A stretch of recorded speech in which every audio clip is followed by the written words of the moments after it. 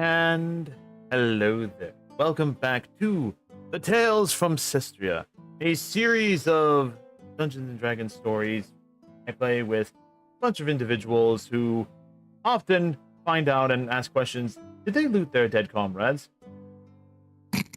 Did you? Question is no, apparently. I did. Question is At least I did. Anyway, before we get started, as always, a few announcements. We are down one phantom as a last-minute situation came. So, okay, but we are joined by the rest of the group. And as always, if you wish to assist in this campaign and or affect it in any way, feel free to subscribe to my channel or donate to my channel to add to the Wrath and Glory system. This is a system I run that has a series of D6s. For example, these are the Wrath dice right here. These sets of D6s are for me and the players to utilize at our whim to add a D6 to any ability check, saving throw, or attack roll. There's a glory dice right here for the players. They can be used at any time, and donating and subscribing to my channel allows me to continue to do projects and other things like that, and also allows me to get more content for the D&D stream here itself as well.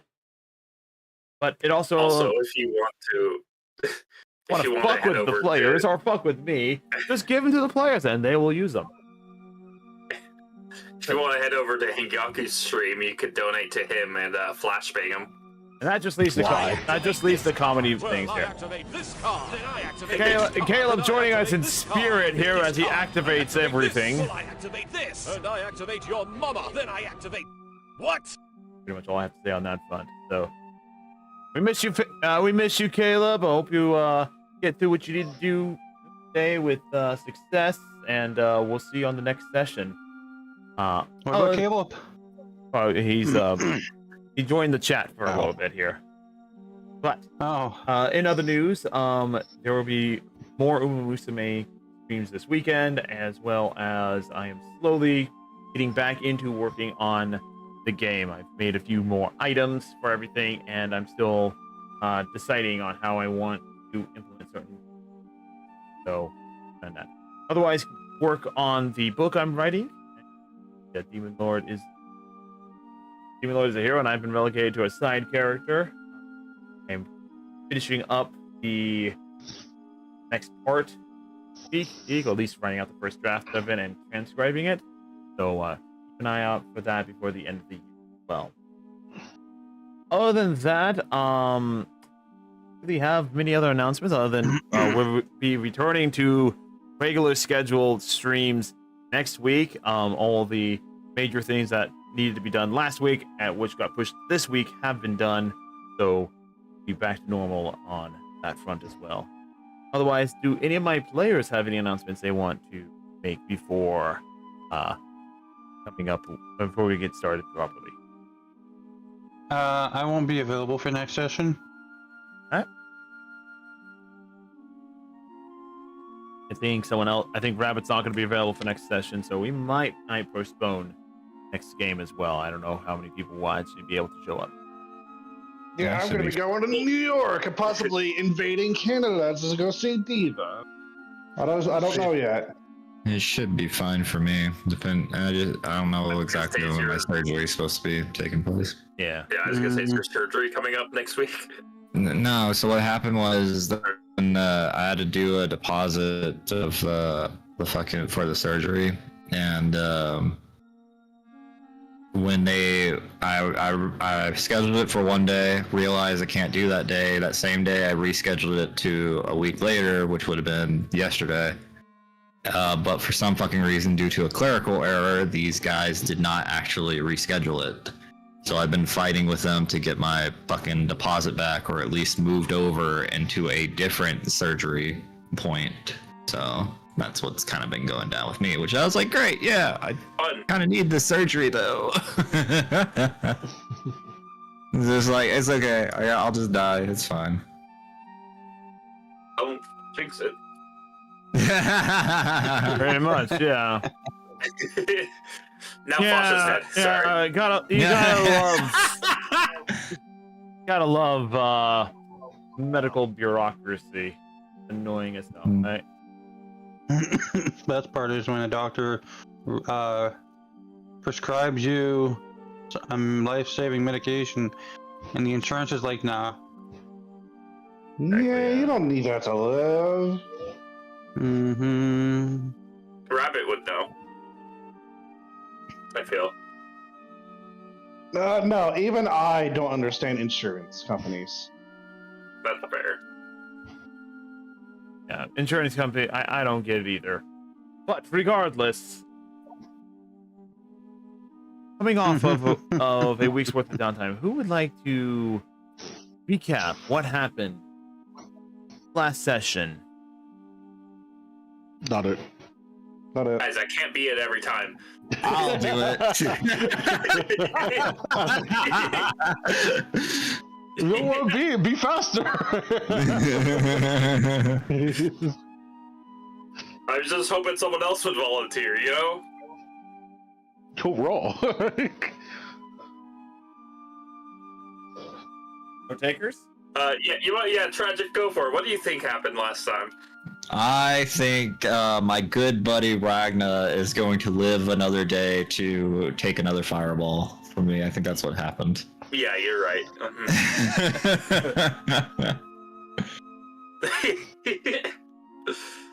Fucking hell, really? Okay. I have to try and like physically remember. Hang on.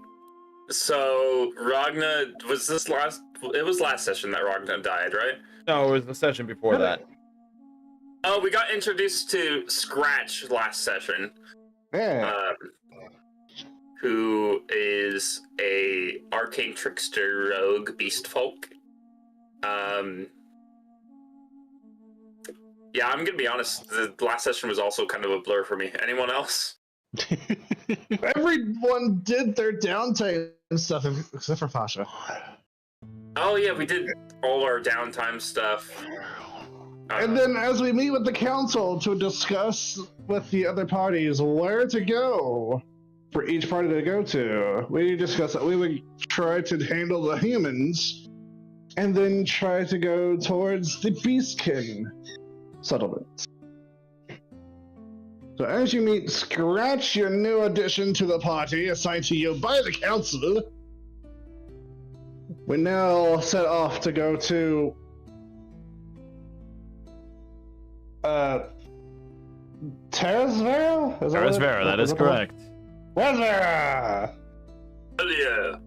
To go see how far Fasha's mobility can get us. I can show you immediately how far it's going to get us. It's actually pretty far. Fasha goes up. Let me see the queen. Here, let me try to throw you real quick. That's about how far we get. I meant distance-wise, but whatever. It's okay. You know Misty Step, right? You can go pretty far. I know something else, too, that as a noble I'm not really supposed to do, but considering my friend just died, I think this is emergency circumstances. Don't fireball the nobles! Hey, queen. Queen! Yes, queen. Yes, queen. Yes, pretty much. It's what happened in the last session overall. Our heroes had about a week's worth of downtime while the council sought out recommended adventurers and other highly respected adventurers to aid the finding of the chosen hero. Since not one, but two Demon Lord generals have been spotted in two different capital cities across the land. As such, our heroes managed to... I think I know where to find the third one. In your bed? Did you get out of here? Sorry, it was just so comfortable in here. I was waiting for you. The things I have to deal with as the dungeon master. Anyway. Of all the blades that's in your party managed to pull out three of these sacred blades that have managed to identify who their next chosen wielder would be. These being the twin blades of the human race, the katana of the dwarven race, and the curved scimitar are sort of almost chakram blade of the beast skin. Deciding to go to the human territory first, as it seems to be the closest indicated on any map that the weapon identifies with. Our heroes gather their cart that they've been lugging around for a while and proceed to teleport from Stormguard to Terras Vera. So, as you guys stand up on the platform with the magical teleportation runes on it, you feel the pooling sensation and a blinding light, and as a pillar of energy, it flings you across the map as you feel yourself being pulled into another location, landing hard on your feet into the teleportation nexus of Terras Venrohyun, where I think Aksha just starts throwing up again. Does Hanyak just start throwing up again? Of a noble. What? You just went to the teleportation nexus again. Does Hanyaksha throw up from the teleportation? Roll Constitution. I'll roll for it. Oh, make a Constitution check.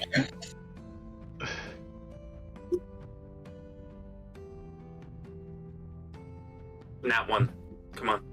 18, I'm good. 18. Yeah, you're good. The DC was 13. You've been through the teleportation nexus enough times now that you understand it, and you've also had some teleportation experience as well, so you're getting a little bit more used to it. I just slap Hangakusha on the back. Good job, buddy. I remember when I stopped throwing up too. It was a long time ago.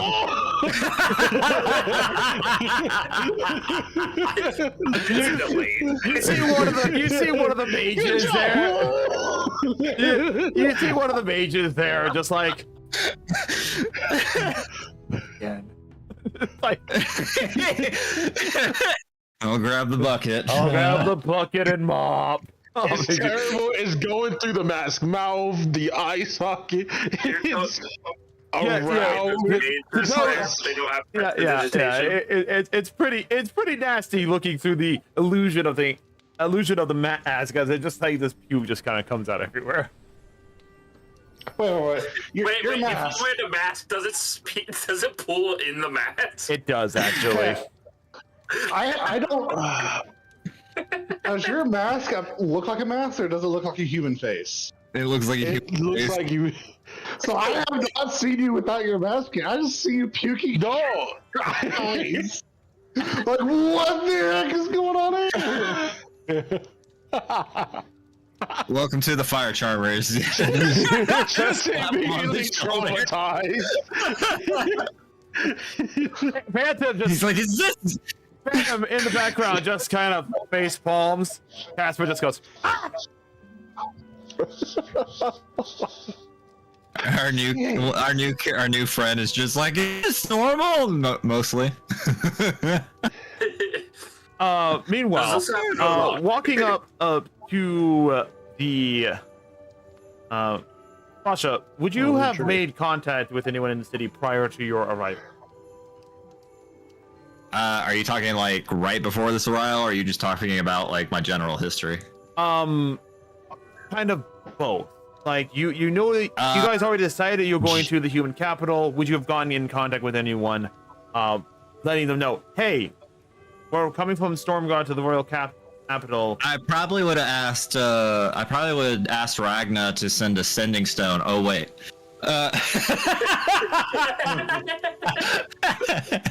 Well, I've been using sending for a very long time, so. No, I probably. Hey, Ragna. Oh, wait. Oh. Ragna, did you send that sending stone? Oh.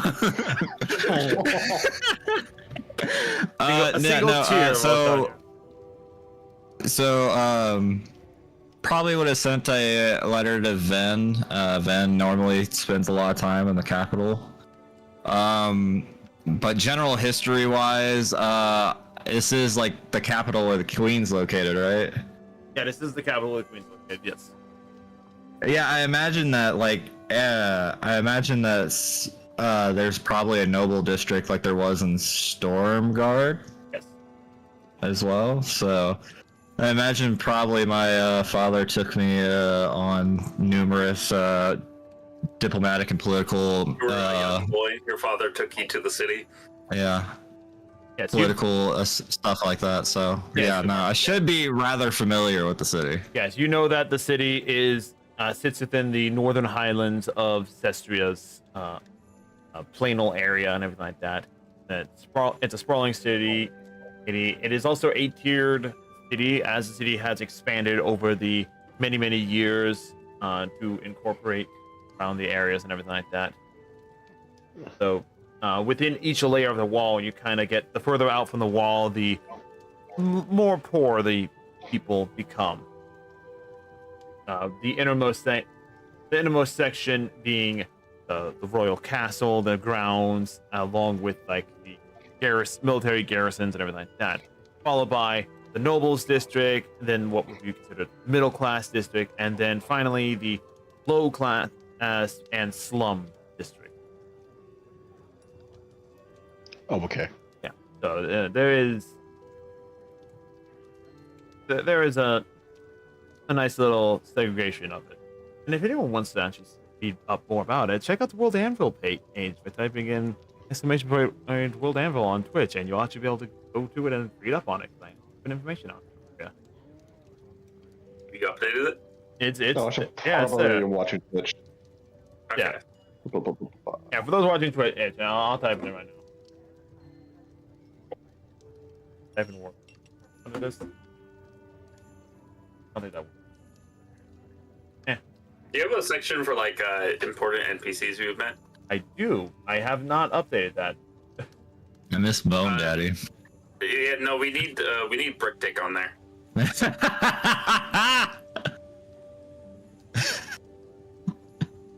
How could anyone forget Brick Dick, man? And Maybe both. what was the Dragonia hero's name? There we go. What did we name her again? Keeneth Enith. Keeneth Enith, yep.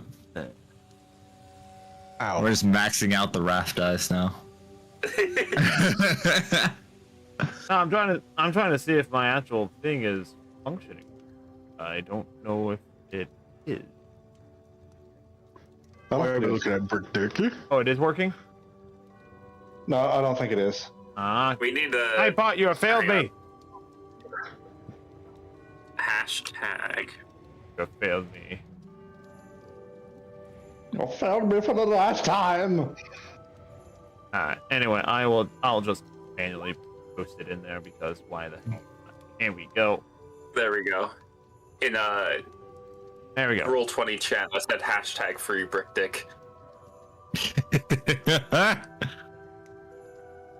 Anyway, so you would have sent out a letter prior to arrival, right?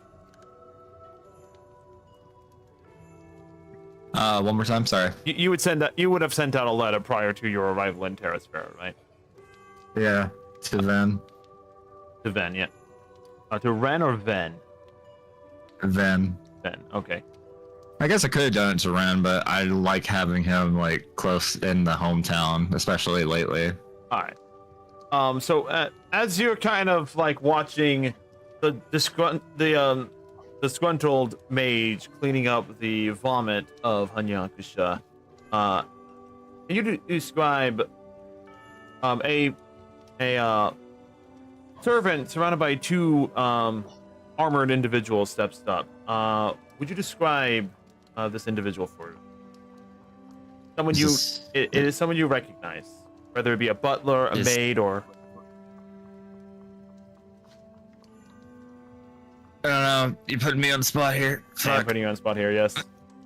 Yeah. Oh fuck. I don't know. Fuck it's a black-haired butler with a tailcoat and white gloves, and he says he's one hell of a butler. I don't fucking know. He does.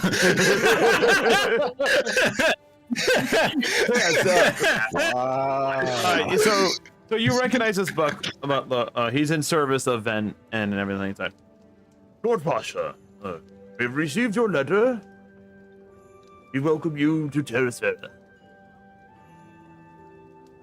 It's nice to see you again. Indeed, sir. And where is Ven? He is currently dealing with some political affairs at the moment. Yeah, that sounds like I'm always the hard worker. He's Oh, about the contents of your letter. What exactly did you write to him? Saying like, yeah. Put me on the spot a lot today. Am I the DM or are you? No, because we didn't have time to actually speak about this before today's session. I would have been like, "Yo, Vin, I'm rolling through." No. Basically, not word for word, obviously, but paraphrasing. We basically would have told him like, "Hey, me and the Fire Charmers are going to be coming to the capital city to find the next wielder of the sacred weapons, as well as I do not want you to raise any alarms about this, but we've been to 2 cities now where we've encountered a demon lord. So one abruptly surprised attacked the city of Stormguard, while the other one was hidden within shadows. Dragonia. Dragonia, sorry. What am I thinking of? I'm thinking of Critical Role. Sorry, guys. I've been like watching a lot of that. Stormguard has nothing to do with Critical Role. That's the city you guys came from. No, I don't know anymore. I haven't had my Adderall, Hita. Brutally Mulligan joining Game & Sundry or whatever it's called is the main distraction here, I guess. And I haven't had an energy drink, no caffeine, no Adderall, and like and I'm doing a lot of thinking right now. No, bitch. Wait a minute. All right. Anyway, Dragonia, fucking Thingina, and Perzel, hidden in the shadows. I do not expect that we'd find a third one here, but we best to be on guard nonetheless. Okay. So yeah, he says, with regards to your letter, Master wishes to ask you further questions if you have the time to do so. Sure. Kyoku, you've been here before, right? Yes, I have. Cool. It's been a while, but I have been here. And I'm sure you can guide the others around. I'm gonna go take care of some stuff. Bye!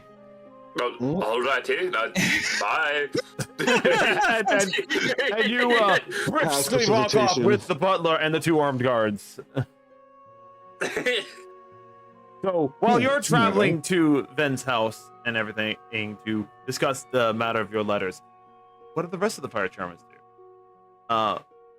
Phantom mentions, well, since we're gonna be popping here for a bit, I'm gonna go do my own thing then real fast. I want to go double check up on something real fast. Ah, yes. Split the party, Hita, even more. Way to go. No. Phantom's gonna come back and be like, why's my character dead? Oh, we would never hear the end of it. I don't get a unicorn. I don't get a halo. And you kill my character when I'm not here. He would get a real halo, though. Yeah, he would get a real halo.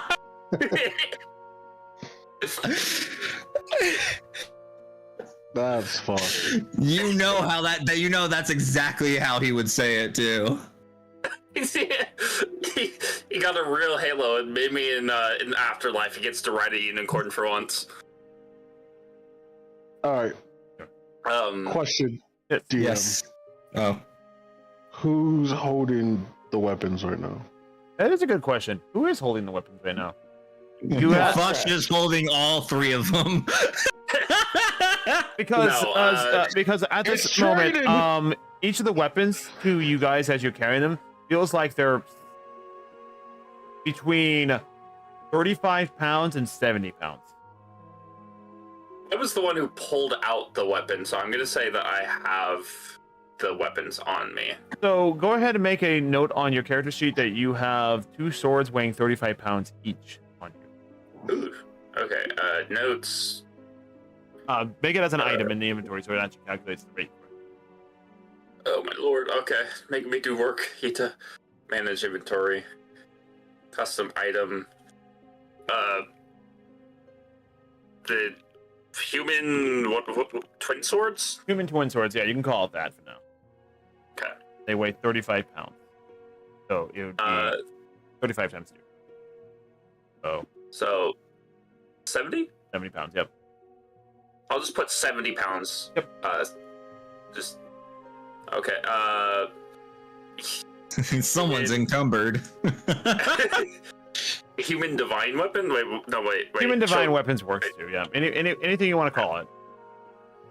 No, I'm just for the notes. All right, and who's carrying the dwarven Anna? I'll carry it. All right, so add into your inventory that you have the dwarven katana that is also 35 pounds. Mm-hmm. Which, granted, I think under Kyoku, under your thing, you're already encumbered by a bunch of stuff. I think. I put it into the bag of holding we got from the guy. He puts it in the wrong bag and accidentally sends it to Bone Daddy. Oh shit! Oh, he did well. I'm glad I made a pact with him. No gigsy backsies. Bone Daddy opens the fucking bag. It's just a sword flung straight to the chest. God damn it! Bone Daddy is a builder.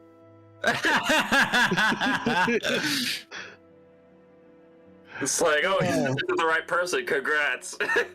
But yeah, I'll put the katana into the bag of holding that we got from the Dawn.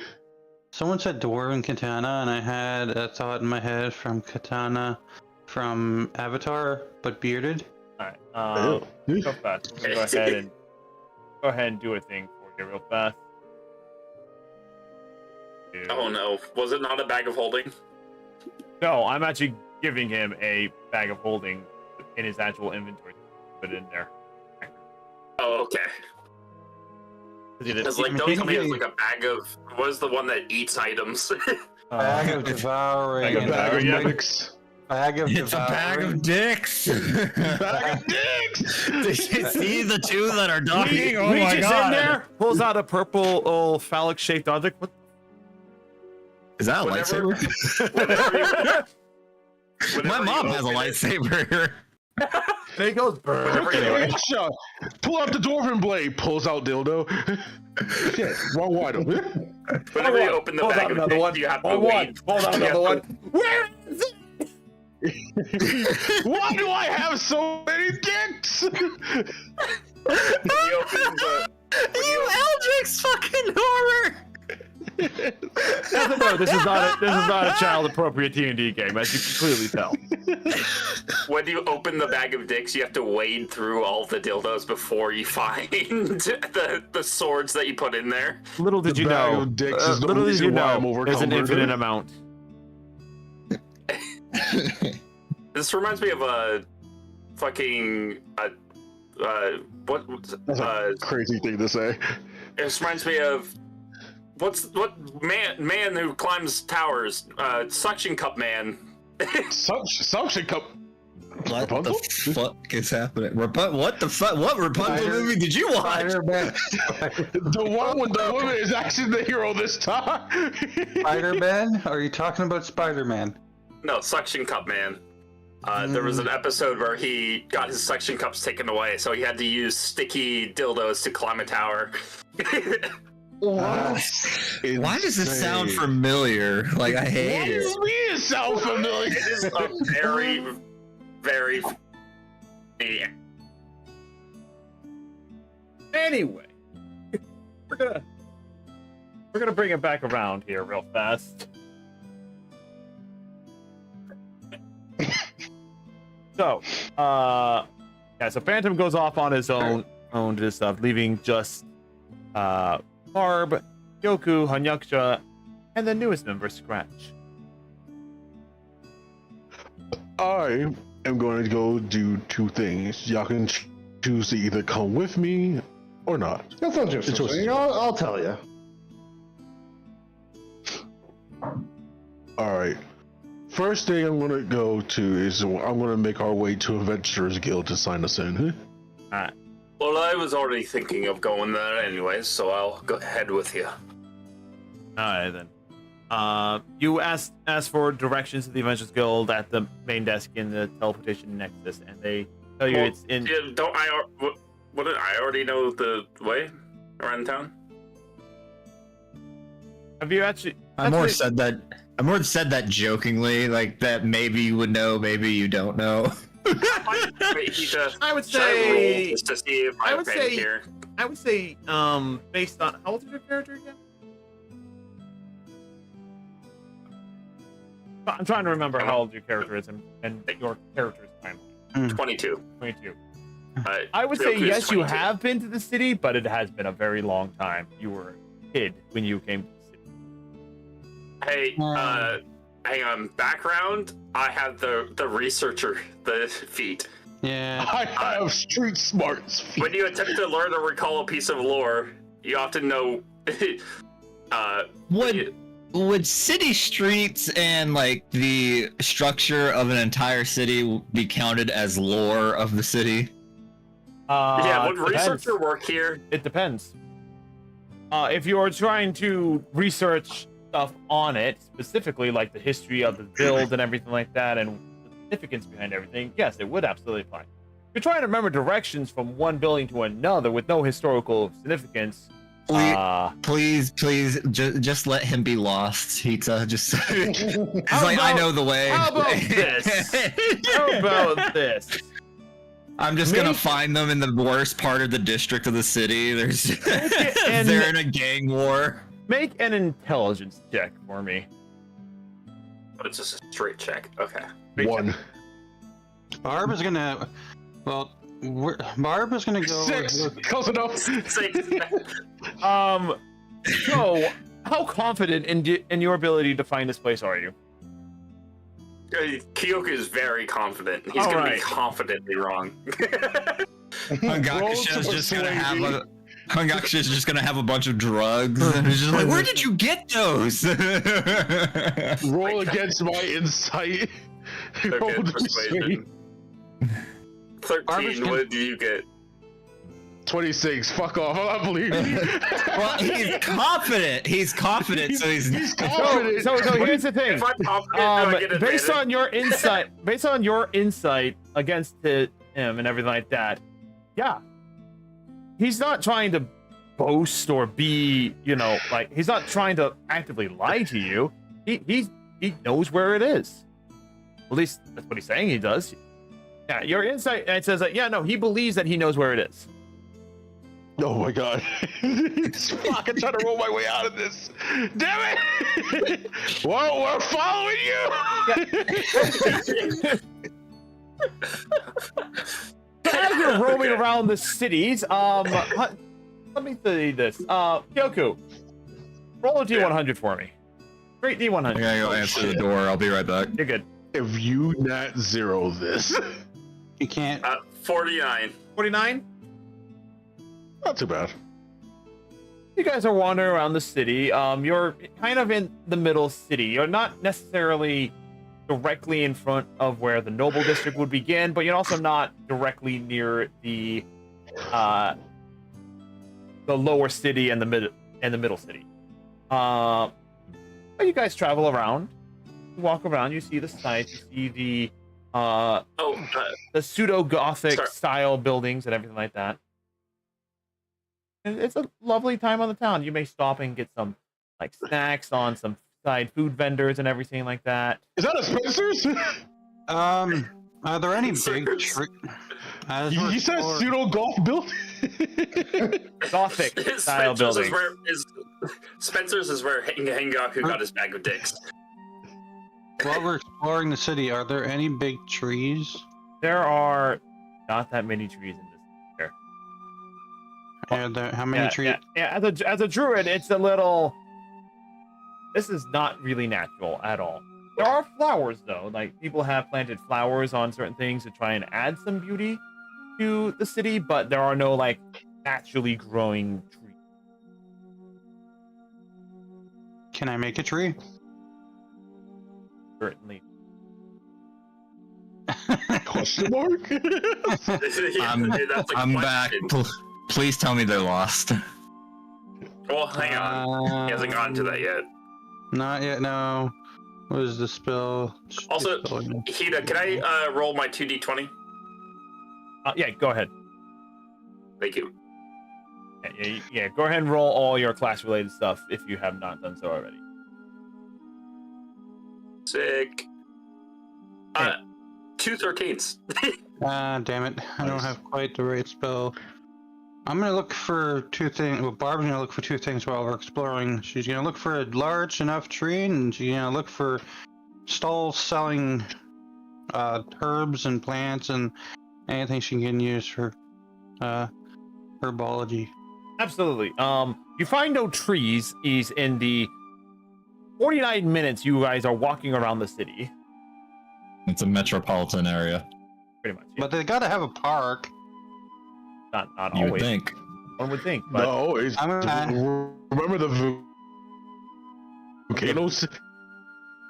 yeah, so yeah. It should have to be technically high. You need trees. Oh god. All my discords are fucking going bad right now. Everyone's starting to sound like a robot. Oh no. Internet, why you be like this? Don't. Oh my. Very much.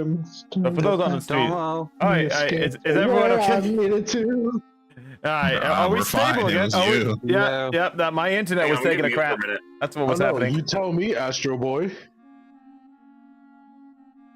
But My internet was what taking a about the crap. stalls and stuff? Are any Yes, of you them do selling... find like herbology stuff out in the city as well. You find one shop in particular. Cool. What are they selling? A lot of them are selling more like. Here's guys, is what we do here in D&D. Alright, so this one actually is a alchemist supply shop, aka it is a place that is providing ingredients and other things for alchemy creation and everything like that. Cool. Can I clean it out? How much? Let me be for that. How much are you trying to spend on this?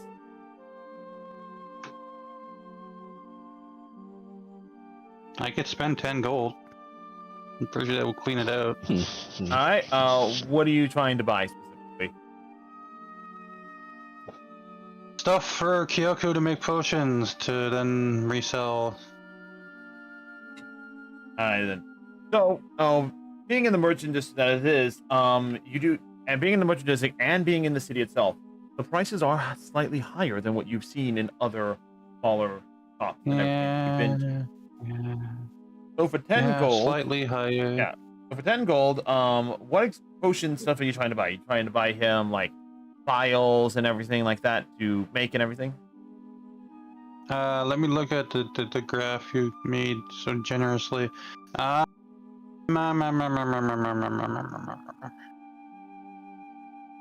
Ooh, that's actually kind of nice. I want to buy. Well, I mean, yeah, vials would be good. All right. Vials would be The cheapest start. vials that they have are labeled as 1 gold each. Holy shit balls! I said Why are they so expensive? Probably because where Kyoku has led you, kind of led you closer to the noble district area. And as you saw from some of the prices have hiked up a bit. But these are actually They're really good. They're really high quality glass vials. Okay, what is that gonna do for crafting? The bottles won't break as easily if you drop them. It also makes them look pretty. Oh god. The prettiness is a good factor in potions. Yeah, tragic. You're right. Yes. In that case, oh boy. All right, we'll get. Well, if that's how expensive it is. We'll get 10 vials, and then. Yeah, we'll go with that. Diva, you're not hurting for money. No, I'm not. Like I said, I could buy out the store if I wanted to. Question is, do I want this to? cheap shit. What? Barb's trying to break the economy is what Barb's trying to do. Barb's always trying to break the economy. And now I have an accomplice called Kyoku. Oh.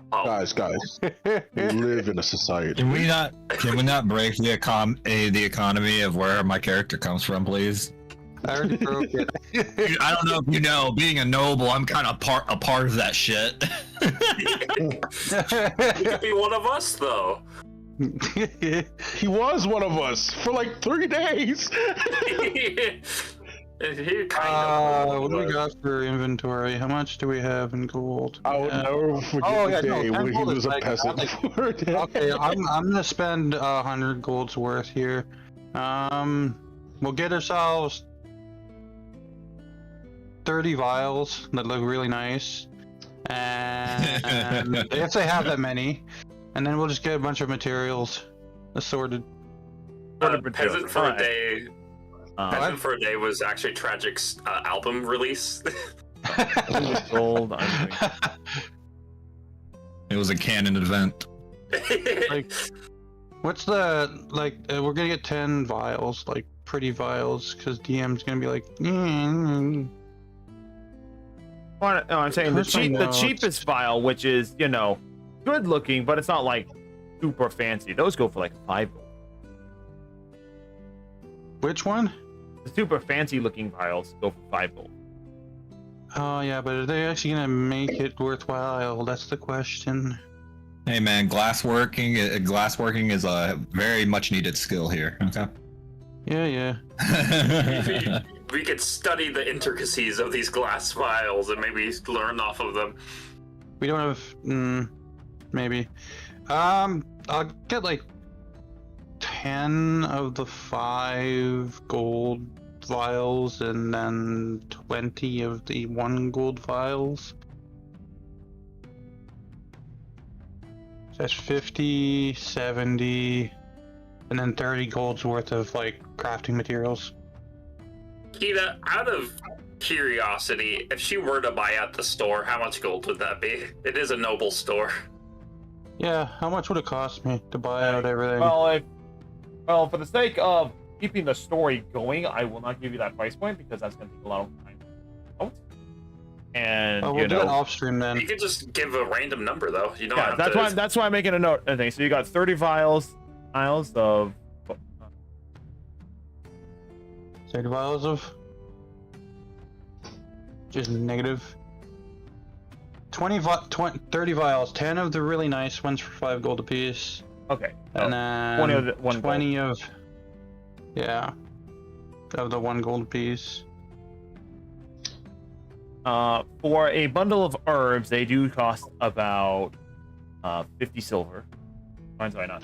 They cost about 25 silver for healing herbs. For a bundle. Yeah, let's see what we're low on. I think healing herbs and mana herbs are like the biggest thing we want. Everything else is kind of random. Yeah. Healing herbs healing are worth 25 silver. A bundle. How's paralysis made again? Healing berries. That's also a thing. Paralysis could be interesting. Yeah, it's more of a poison, unless you want to like reverse engineer it.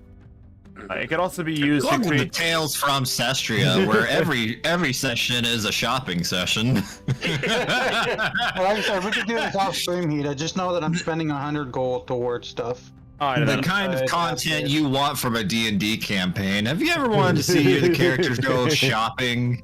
For herbs. Have you ever wanted to see the characters get lost in the Noble District? Would one platinum shut you up? Okay, Travis Willingham. Travis hates D&D shopping. Anyway, so you spent 100 gold worth of yes. You spent 100 gold to get alchemy supplies and everything like that. So we'll come back to that at a later time as well. This does add on. This is part of the first 49 minutes of your travel. Sure. Another 20 minutes later, Kyoku, you swear it was down this street, the Adventurers Guild, but you can't seem to remember now. It was here before. I know it was. Are you sure? Yes, they must have moved it. Maybe we should ask around. No. I trust my memory. I know I could get around this town. No need to go and ask people. To a human? Kyoku, you are starting to get a little bit nervous that you might not actually remember where this. Yeah, that's why he's kind of sounding a little less confident. He's still saying confident statements, but you could tell in his voice that he's not so confident.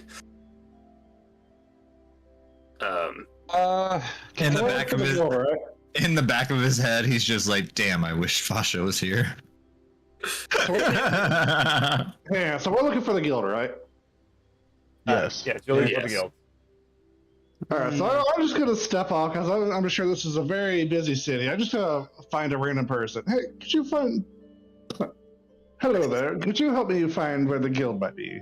Kyoku just interrupts you. No, we don't need help. I snap, Kyoku. No, I got it. Which guild are you looking for? Wait, which? Which guild? Yeah. Adventure Guild. Oh, the Adventurers Guild. Ah, yes. It's There's actually other guilds? Oh, yes. Welcome to the human territory. Crafting Yes. guilds, yes. Yes, you've got the Merchants Guild, you've got the Blacksmithing Guild, you've got the Miners Guild, and of course the Adventurers Guild as well. Oh, there's a number of guilds here. Guild is also the YouTubers Guild. I don't know what a VTuber is, but okay. Egalitarian mercantile guilds in such a wonderful, noble city like this. Yes, but if you're looking for the Adventurers Guild, I believe it's located more on 5th Street, closer to the second wall. Can you point us in the right direction? Yes, and he gives you directions to it. Is it across the entire city? Kind of. It does take you 15 minutes to get there. Yay, I'm gonna keep an eye out for a big tree. There are no big trees. I'll just stop. Never let this guy give directions again. I would have gotten there eventually. You don't have to worry. Are there like big trees outside I of was the just city? taking a scenic detour. You would have to fly up pretty high to look out further into the city. I mean, yes, it is slightly tiered down, but as you can see from the various small viewpoints that you can get out of the city looking to the thing, you don't immediately see any trees, but you do see like the rolling highlands. But again, you would have to fly above the buildings to possibly get a chance to see out of the city. Hito, I'm gonna do that. disguise self, human. Got it? Oh, you were already disguised self-human. No. I wasn't sure. As Just he's wanted to walking, be as he's walking, he changes his disguise. You turn around like, who the fuck are you?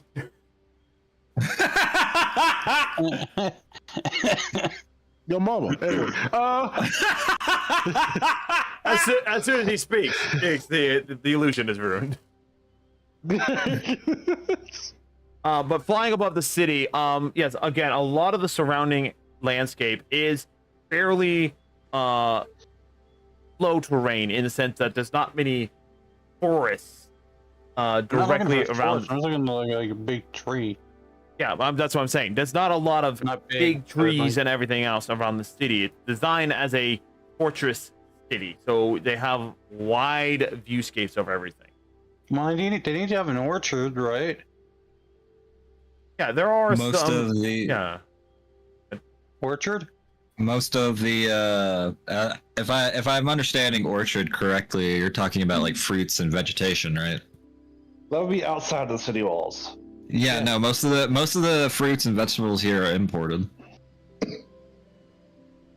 Yeah, it is a capital city, and it is directly connected to a river, and you do see boats traveling up and down the river.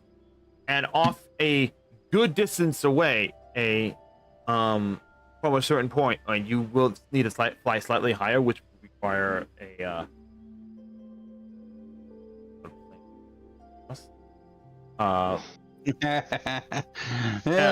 Barb. It's Barb. Where's the tree? But in terms of like immediate,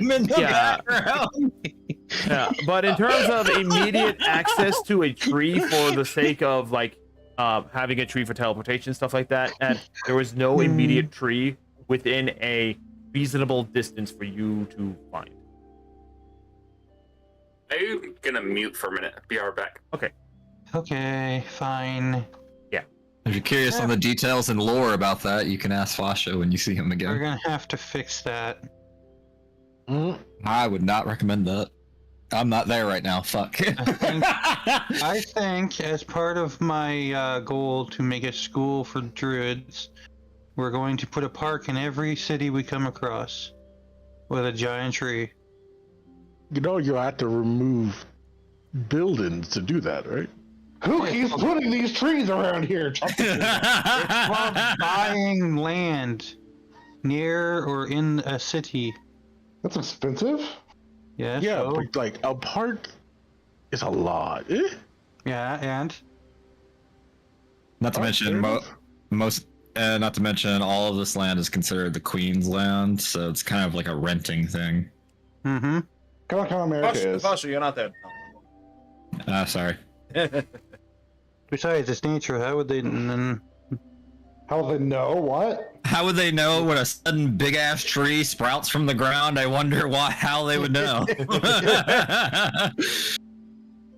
I gotta look at out of character. I gotta look at the spell wording. But if I can get away with a big family tree, Big family.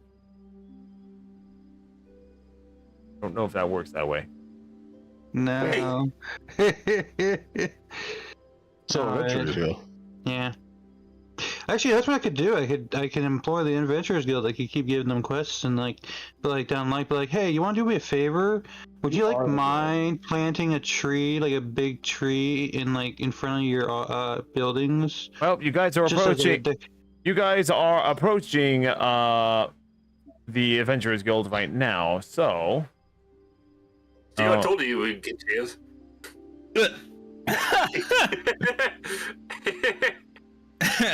I'm choking. Oh my god. I'm going to duck him.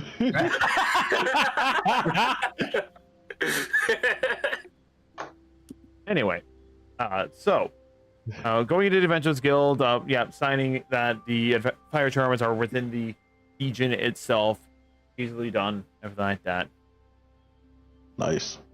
What else do you guys do in the meantime? I'm gonna ask the secretary there. I'm like, how much would it cost to put a fairly large, not huge, but like a large enough tree that you could walk through near the front entrance of the Adventurers Guild? Oh, a druid, are you? Well, unfortunately, I am, yes. Unfortunately, city law prevents us from actually having such means of teleportation available. Security reasons. Why? Security reasons. This is a fortress city. Zoning laws. Is there like an area outside the city walls that would be suitable for a large? I do believe there is. Further to the east, there's a large forested area there which could work. If it is. How far east? Oh, about a day's travel on foot. Maybe 2 days travel on foot. Eva's getting her tree. It's the last thing she does. Are there any farms like outside the castle that are closer? There are farms, but you won't find too many large trees. No, I'll just, yeah. I'll figure it out, maybe. Just be mindful that, and again, there is laws to prevent any such ease of access to the city because of the fact that it is a fortress city. Signed with the defense of Cestria in mind. Yes, of course. Yep. And who wouldn't want an extra druid defending their city that has absolutely but no who fucking trees? But also, who would want a druid to invade the city through sentries? I mean, Could you've they already be got enemy? plants, so Yes. But can you teleport through a plant, like a flower? I mean, I'm small enough. If it's a Venus flytrap, That's not a tree. The point is, they No. don't want enemy druids invading with an armed force into the heart of the city. fair.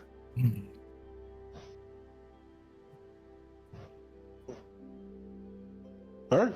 Anyway, Yeah. hey, I must attend to other deeds for now. Welcome to Terras Also- Venrohyun. Your I'm deeds, gonna leave some quests here. Sorry. not a problem. This secretary over here can help you out.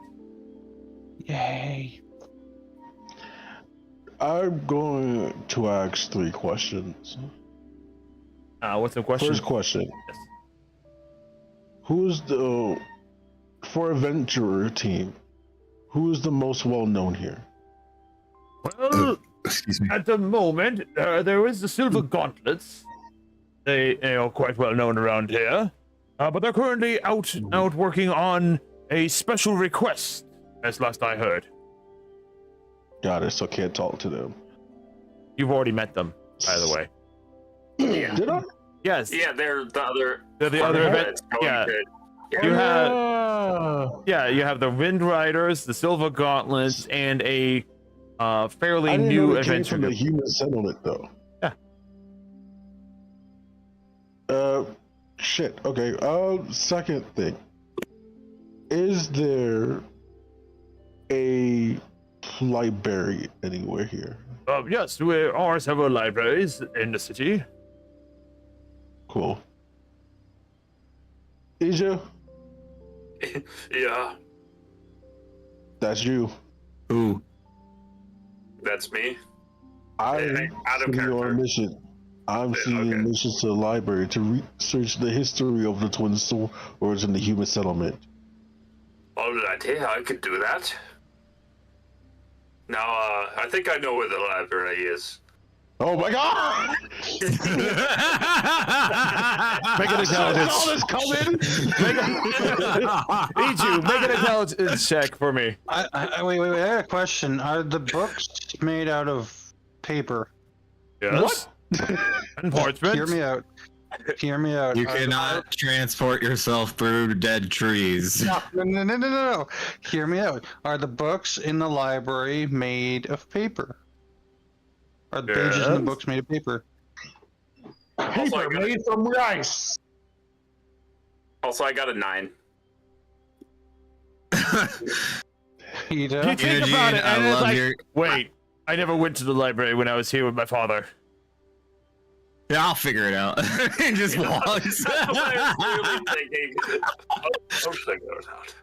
He mumbles under his breath. I love your character. You're just it. I've said it before. You as like any kind of like fighting. Oh man, not the best. But you as your characters just for role playing is probably some of the greatest shit I've ever seen. Anyway, what are you going on about, Diva, about books?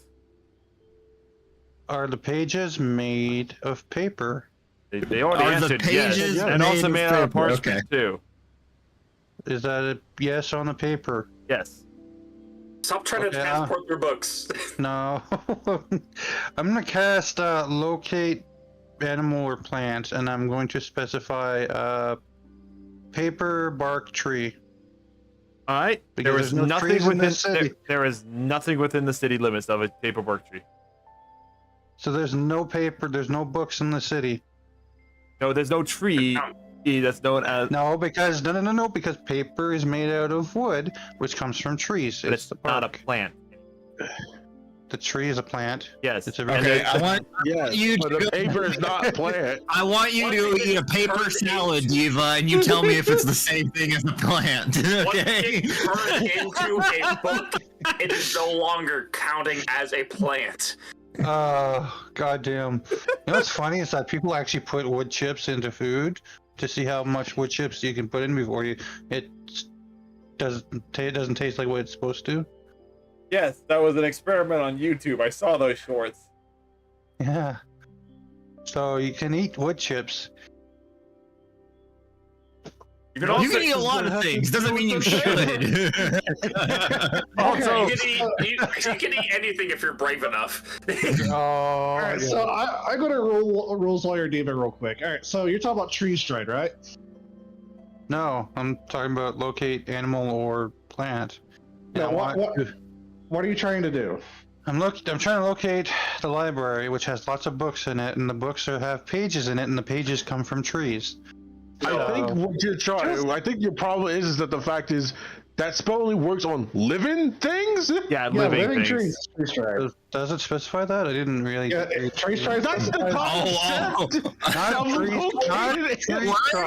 Not tree stride. Yeah, locate. Jesus. Yeah, it's in the title. Locate creature or plant. A plant must be a living thing.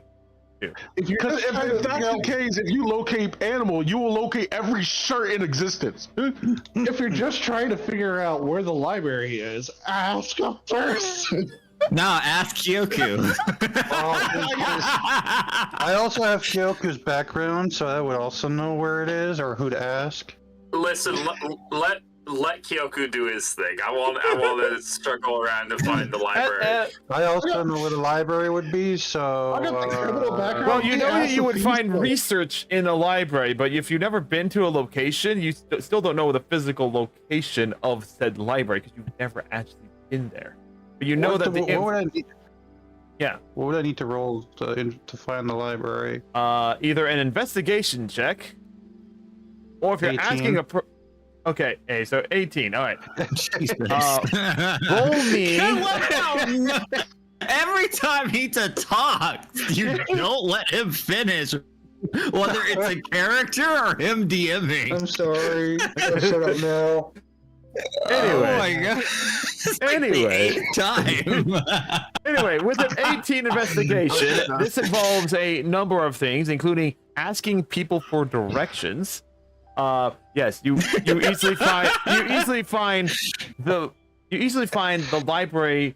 What are you like trying to research specifically? There's a great number of things I could research.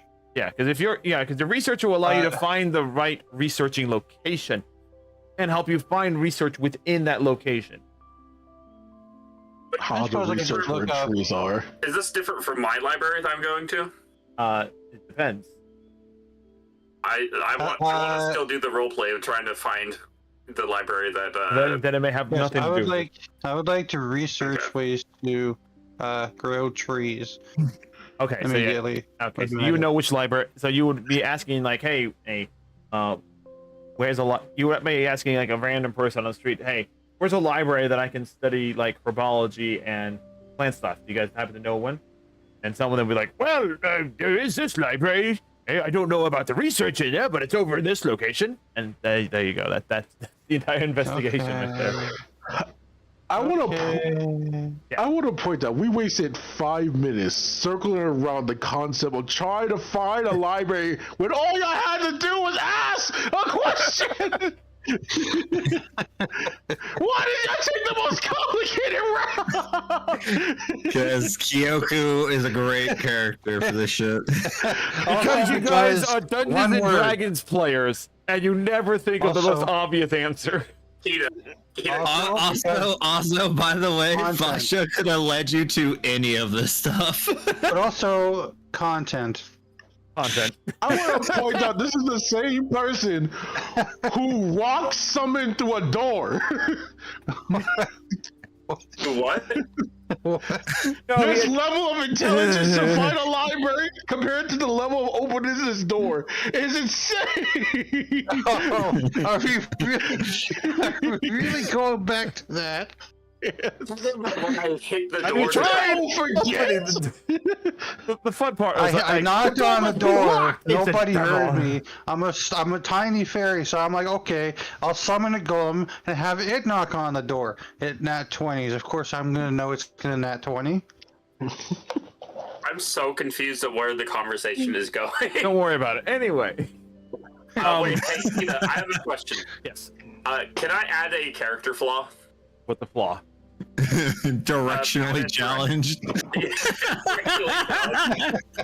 All right. Okay, Zoro. All right, then. That is a flaw that your character now has. Directionally challenged? DC, basically, unless otherwise stated, the DC will normally be higher on certain things. Otherwise, it will be done so at disadvantages. This will fuck me over later. Yay. Hey. Yeah. Perfectly fine with people adding flaws to their characters because it adds more tools for me to use. It is very funny. The directionally challenged I didn't think would be so funny. I mean, if Well, Barb you were know to add a what? flaw, Wait, hang you on. would know what it I'm is. changing it to confidently directionally challenged. Yes. Or, I will harken this back to very early in the campaign when you were in college still at the time, and you couldn't make half sessions, and your character wandered off into different locations. yeah. Anyakasha will remember. The spider fucking nest. Okay. Anyways, yeah. Kyoku's gonna go and try and find the library. All right, go ahead and make it. All right, go I'm ahead gonna and finish my make third a question. investigation check at disadvantage. Okay. Can I finish my third question? What's your question, Anyakasha? While we're waiting for this. My third question is there a monastery here? Yes, there is a major church in this area. As far as like talking about monk related. Monk related.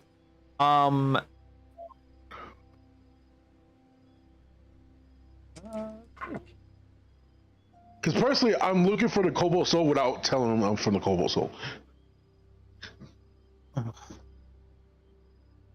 The guild rep that you're talking to kind of takes a moment to pause and is like, a monk monastery in the city per se, not that I know of. I've seen monks travel through here, but I've never known them to stay at a monastery or be heading to a monastery. If they are, they're usually on a pilgrimage or they're just passing through, or they're adventurers like yourselves. Oh, I don't know actually. Oh wait, I got a fourth question, and this is going to be a very important question. Yes. Okay. Have you met a dragon kid with blue hair? Dragon Has kid. a moonlight dagger?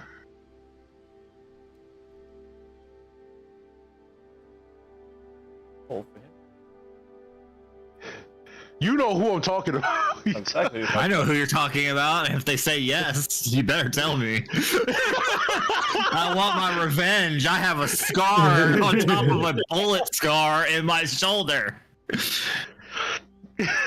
It burns for vengeance, Hangakusha. Well, unfortunately, that's not very specific, unfortunately. What? I've seen several dragonkin come through with blue hair. Blue dragonkin. Yes, I've seen in a few. Is there anyone in particular? Like, what other defining features do they have? Are they more half dragon? Are they more dragonborn? Are they kobolds?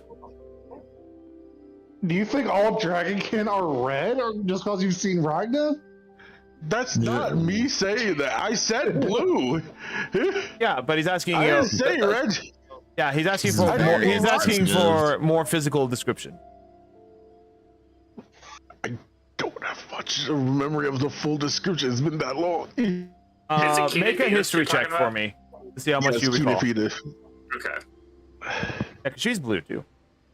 She's a blue dragonborn. So yeah, make a history check to see how much you recall. That 20, baby! Woo! So I see everything. For a total of 23. Okay, yeah. Well, Unfortunately. Yeah, no. Unfortunately. Here we go. I will drag out the thing here for you. My eyes! I don't see anything.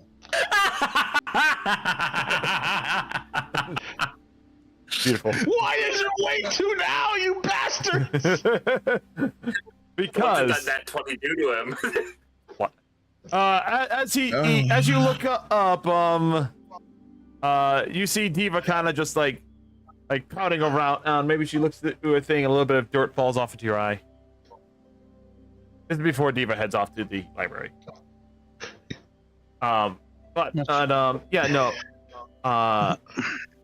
Daria, as you remember her, was a half-dragon born. A half-dragon, pretty much. So she had a more humanoid look, but her ears were elf-like, her horns curled back over there, and she had tails and wings as well. And her eyes. I also mentioned her name was Edith. Iris, actually. Oh yeah, Iris. Iris. Yeah, I need you. Anyway, but on the D&D, on the Roll20 map app, I made her token bigger for you. Yeah, I think that's big enough. Yeah. Yes. Oh. But I also pointed out that her name was Iris. How she came by this town at all? An adventurer named Iris. Not that I know of. If I do see her, I'll keep an eye out. If you do, let me know as soon as possible, but don't let them know that I'm looking. No, hold up. Is there something that she wronged you with? Not wrong, just concerned. If you tell her that I'm looking for her, she'll scatter. Make a persuasion check. One. Fuck, he's gonna be like, you're a freak. You're a stalker. We don't do that kind of thing here. I got a 12. Well, he looks you over. Yeah. You're not trying to lie to him or anything like that. It's more of like, can you convince him to actually keep an eye on it, and that you're not being dubious in any way. Yeah, you're not being. You're fairly neutral in your explanation, not showing any active signs of hostility, but also not being like overly concerned in a way that's it's just kind of like, hey, I need to talk to her. That's about it. Like okay, we had some personal grief, but we just want to talk about it. I was like, kind of like, all right, I'll keep an eye out for you. About things. Oh wait, hold up. One more question. And this one is not concerned to look for, but has a person named Slippery Jim entered the city?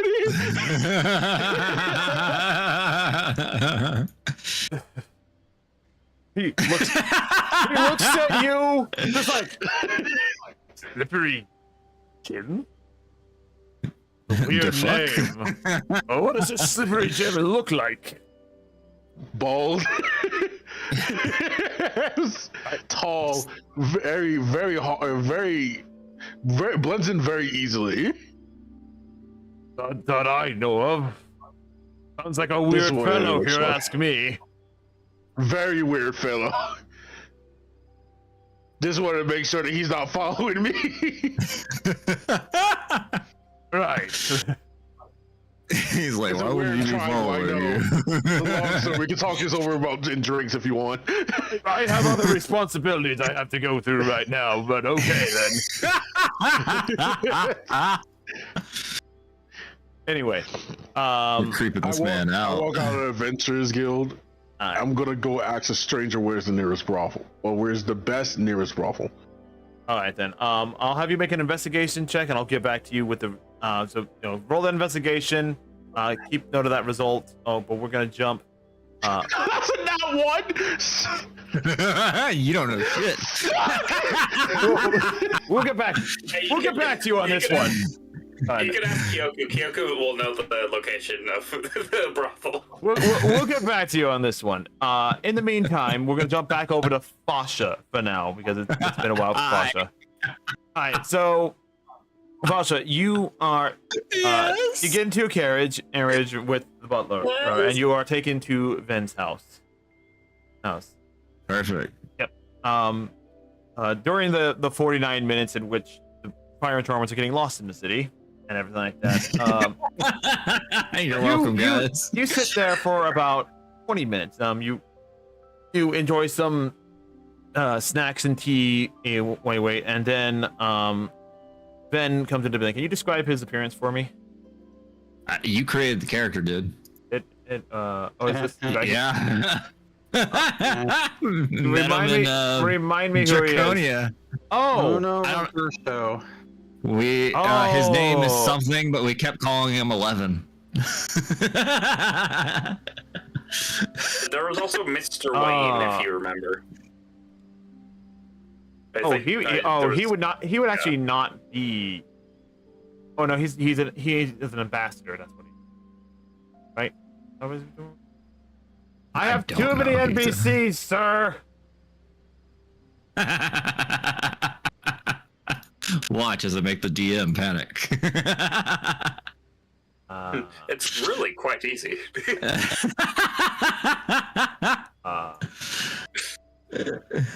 We do it daily. Semi-weekly, actually. I do it weekly. Yeah. But I mean, as a whole group, we do it every 2 weeks. Oh, you know, that is not we just him. come together to make the DM panic. I don't. Yeah, you're gonna have to remind me about him. Sorry. I don't honestly remember him. Right. All I know is I just remember you got. I just remember upsetting you because I kept calling him 11 or then. Wait, check. Maybe in Notes for Cestria there will be notes about it. Session notes. Perhaps. Oh, you mean in? Notes for Cestria, that's for you guys. Paragraphs. That was for you guys. Okay. Yeah. Well, I don't know. Maybe I gotta go. Maybe we'd still mention 11. Something about 11 there. His name's not actually 11. It was something that sounded like 11. DM does this a lot, where there's a name that sounds like something else, and then we always incorrectly name the character. Yeah, no, Brick this was Brick Deck. Why would you name your character Brick Deck? We are going to name it Brick Dick. And then, yeah, no, I was like, this was like a completely random character that Hita created, just like out of nowhere, like right after like I wasn't a noble for like a day. You being a peasant changed the world. Someone randomly spawned out of nowhere. They have lost those notes. Nice, cool. Well, do your DM thing and make him look like whatever you think comes to mind. Wasn't 11 green-haired? I don't know. Well, if it was a dragonkin, and then yeah, he's dragonkin. Pretty sure he was human. That much I remember. I think it was. All I remember is something about green. So incorporate green into your revised. Yeah, because.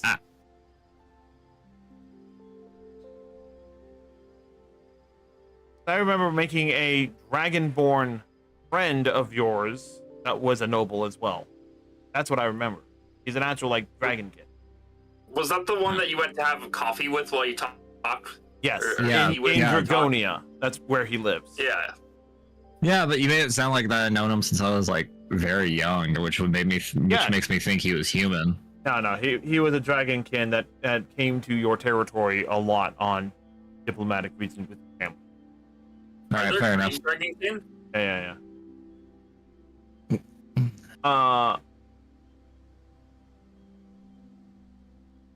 So Keith, you keep killing the wrong people. I told you killed my character. I'll take notes.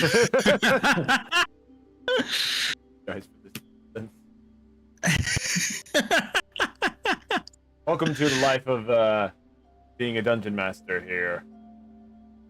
Where your players don't take notes. Players don't take notes. Players don't take notes, and you have too many things to keep track of, and you lose notes constantly because you can't keep them all in. That's my problem. Any notes I took on it, I forgot where I put it. Anyway, hey, so we'll say that he is basically an ambassador to Terras Vera, or at least an ambassador in training for now, because you're still fairly young as a human, right? Should be in my early 20s. Exactly. So he's in training. His primary residence is in Dragonia, but he does ambassadorial work in Terras Vera. I am 20. Oh, you're a baby. You're younger than Kyoko. Yeah. You guys don't remember we celebrated my birthday and you guys decided to do a surprise thing on fireball to the face. That's pretty I don't know what you're talking about. Anyway, so as you were saying there, coming into the room, yes, there is then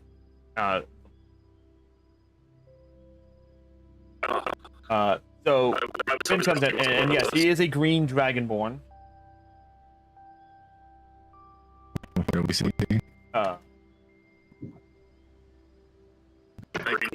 Green dragonborn, dressed in a fine suit.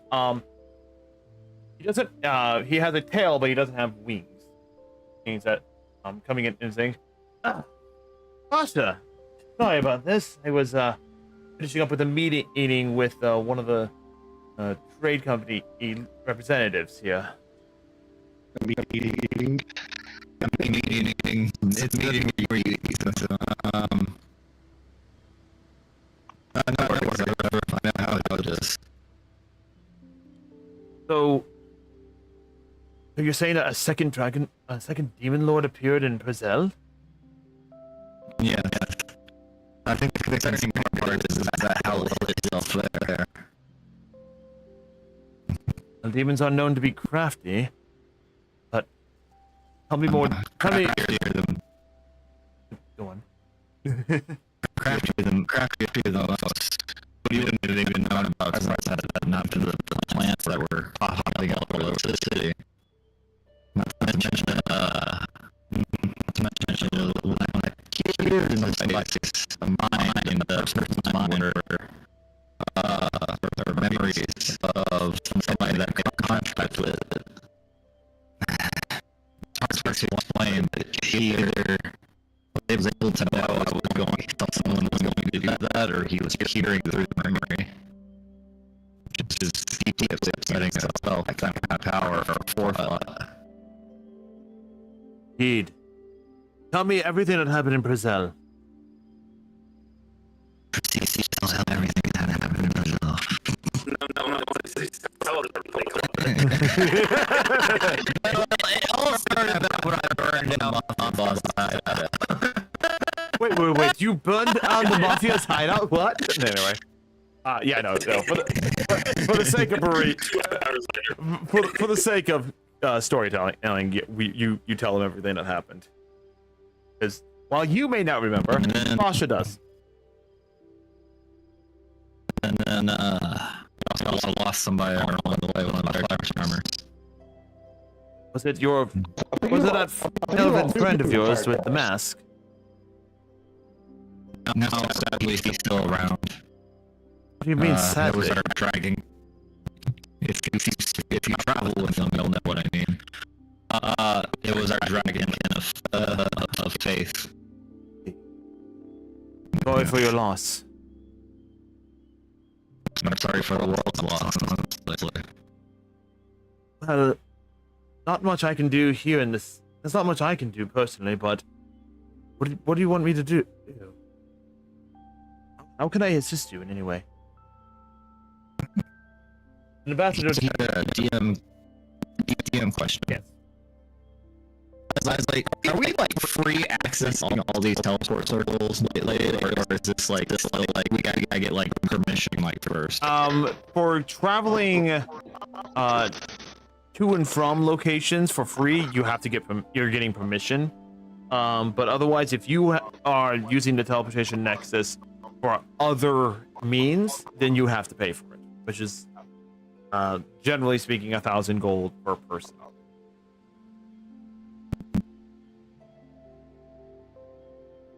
Well, then that's why I want talk to you, being the ambassador of ambassador in training still. Yes, and I'm only the adopted son of an advisor of the Queen Court, but you know how far those titles can get you. Surprisingly far sometimes, yeah. It appears that God can be on our sides.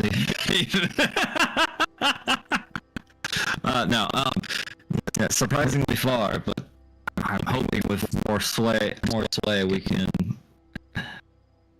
Look, I'll cut brass tacks, cards on the table. The longer this ordeal goes on, the more destruction and chaos is going to be sown into the world. Knowing that time is of the essence, I'm hoping with how we helped Brazil, and with you from Draconia and me from the human lands, I'm hoping that if we could just bypass for the teleportation circles, able to travel freely as long as it's in the business of saving the world. This is specifically for you and your adventuring group, correct? Honestly, it's more for the chosen wielders, but for now, yes, us, until we can find them all. He pauses for a moment, his hand going up to his chin. Not sure how much sway I would have here in Terras Vera. So I am an ambassador to a foreign nation, but I can put those concerns forward for you in court. I'll take care of the human lands, but it would help to know that other lands are willing to comply with this. That decision if other lands are willing to comply, it will help with the decision making here. That, unfortunately, I think comes down to the leadership of our countries. I'm pretty sure Yes. the King of Dragonia is more than willing to negotiate with transportation of armed forces at more leisurely rates, considering that he faced the Demon Lord himself. I was about to say, yes. But Deadly skirmish that was. But again, gonna take convincing of the other nobles to allow this as well. Human politics is, My words. while it's similar to Dragonian politics, it's a little bit different as well. I know the few families I know personally a few of the members of the courts. Others are going to take more convincing. I know there are at least 3 that I haven't met as well. Or the 3 elected ones, right? Yes.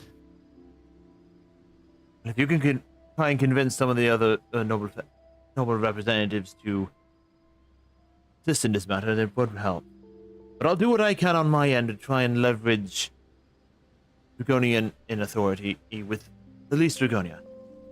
The other representatives of the other races are another thing to try and convince. But I'm pretty sure that the gnomes would be more than willing to help out, considering that their city came under attack as well. Yes. With so many cities and lands cooperating with each other, we can probably convince the other lands. That's true. The military might of Dragonia and the magical might of Brazil, that's 2 powers.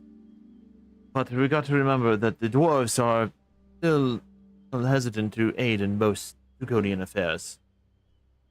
So are the humans. Mostly because the humans want to stay neutral in most political affairs. Can you blame them after since the Great War? Yeah, look at this town. Not a single plant in the city because we're so worried of attack. Well, there's plants. I mean, there's plants around. And, Tree. I meant to say tree. I meant to say tree. Sorry. well, trees, yes, because when the one druid aided in the history books, I understand the reason why. Yeah. I understand learning from the past, but we can't be a fear of the past as well. We're rambling on. Indeed. Will you be staying with everything? Oh, sorry. No, I don't think I should stay. Honestly, I left my friends in not the most capable hands to guide them around the city. Yoku, you found yourself sneezing twice. Just randomly. Someone talking about me.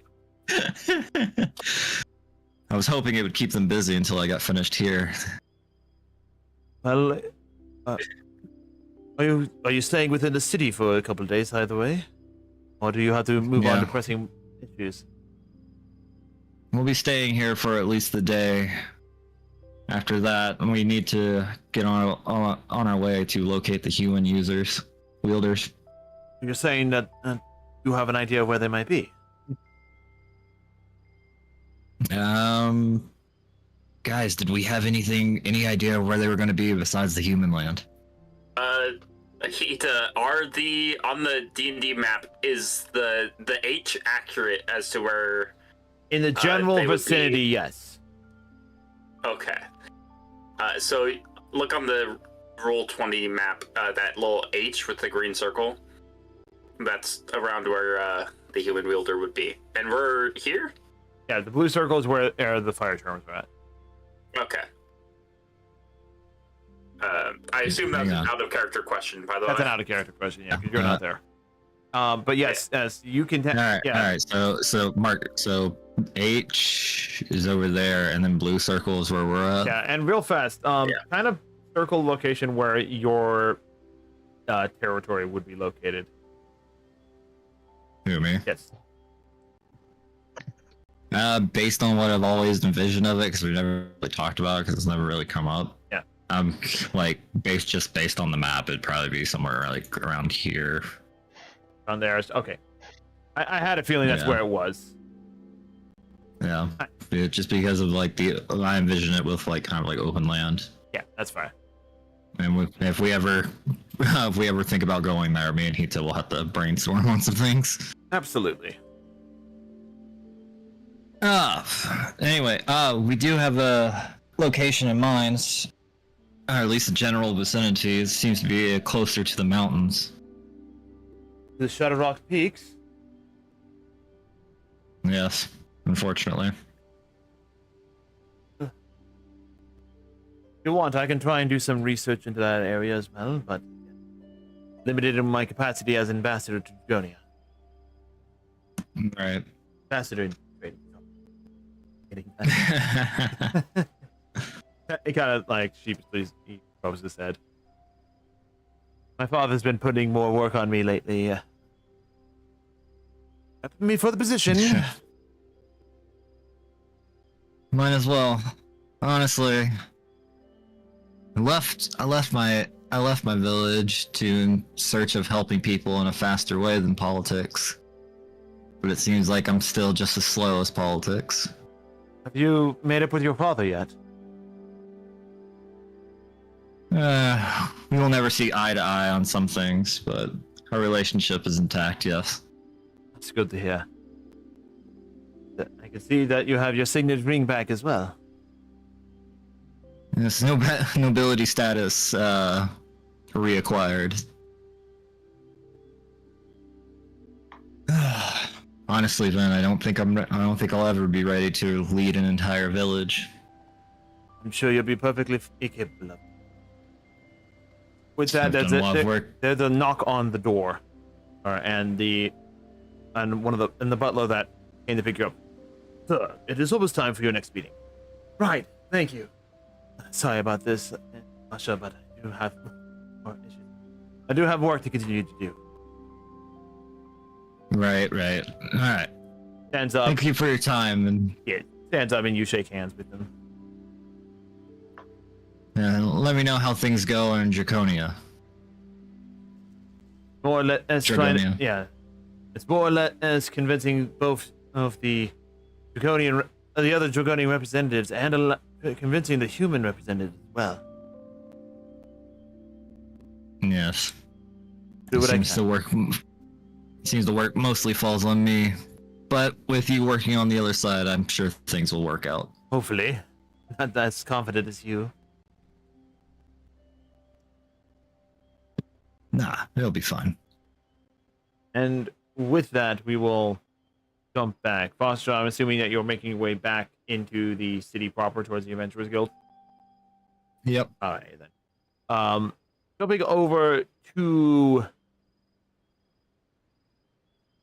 We'll jump over to Scratch real fast. Scratch, what are you doing? Are you following Barb, Yoku? Is that his name? Yes. His name is Scratch. I no longer will suck up to you. What noble? Sorry, I came back. What the fuck did I miss? This is making fun of a name because I'm named Scratch. I didn't make fun of it. I did not make fun of it. I didn't actually say anything about it. Anyway. Did I? You make cat puns and you're also a robber and a magician. I don't want to hear this. You're a walking cat person. Anyway. Excuse me, I am the best cat napper you will ever see. You're not helping your case. He naps a lot. Anyway. But yeah, I'm with the main group. I was the one that. Yeah. Are you following Are you following Hanyakusha, Kyoku, or Barb? I'm following Kyoku so he doesn't get lost. Okay, because Kyoku gets lost. He's been alive over here in his own city. Yoku turns back around to Scratch. Swords was around here somewhere. I'm just gonna get a sending stone for fucking Enogene. Just be like, Fasha, someone asked me if I wanted to have a good time for 5 gold. I gave him 5 gold. Now I just have he gave me a random bag. I don't know what it is. He just says drugs. Every now and then I'm asking for directions to help guide you along. Alright. With Scratch's He's assistance. like, I don't need directions. Scratch, so Kyoku, are you accepting Scratch's help or are you being stubborn about it? I'm gonna roll a d20 to decide. Okay. How about I persuade you to? Yeah, try to persuade me. 26. I'm good. I'm very persuasive with the 26. So persuasion versus my insight, or wait, no, versus your ego.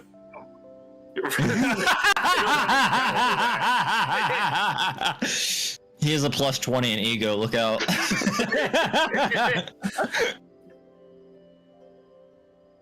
My passive ego is 17. You have to be. Well, sorry, I beat your ego. What was it? I rolled a 26. Okay, yeah. You know, sure. Yeah, can you help me out here? It's been a while, so I don't quite. Yes, the person... he doesn't want to admit it, so he just stops there. Scratch is like, it's this way and points, and you guys start heading that way for like 2 minutes, and then suddenly Kyoku makes a left. Hang on. Thanks for the directions, Scratch. It really helped me out. At this point, maybe... Hang on, down this alleyway, right? Real quick, do you wear a hood or a hat? I think I put a character description in my notes. Do you have a picture? Let's see. I like how we still don't have any proper, like, straight art, character art, and it's been 4 years. Need that. What are you talking about? My token does. That's homemade art right there. This is true. You know what? He doesn't really wear any kind of like hood or anything. He doesn't wear any headgear, anything like that, other than for like. Wait, no, never mind. I don't even have armor. Yeah, I guess I might just like start like poking it. It's this way. It's this way. All right. It takes you 10 minutes afterwards to find the library. No, it would have been really funny if you said it takes him 1 minute. It's just like 1 minute away. Are you guys still looking for the library? Damn. Roll a D100 for me as well, Goku. Oh no.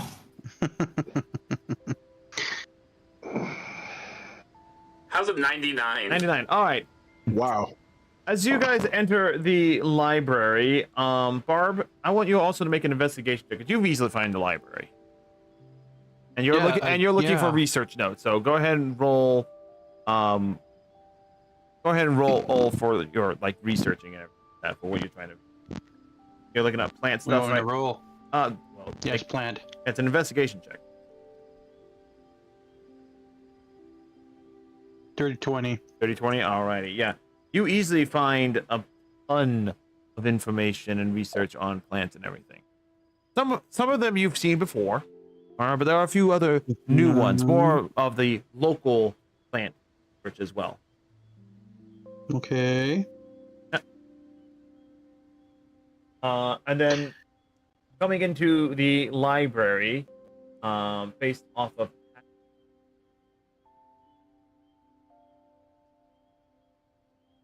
17. got 17. Or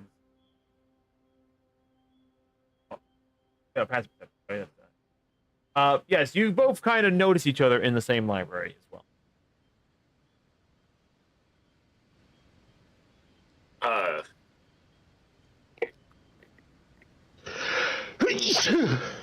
Barb looks up and like, took you long enough. I was just taking a detour. That was intentional.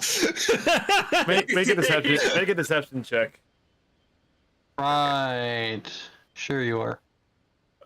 Where the fuck is? Why am I blind? There we go. 9. Yeah, your passive insight on him and how it happened earlier today, tells you that no, he did not know where he was going.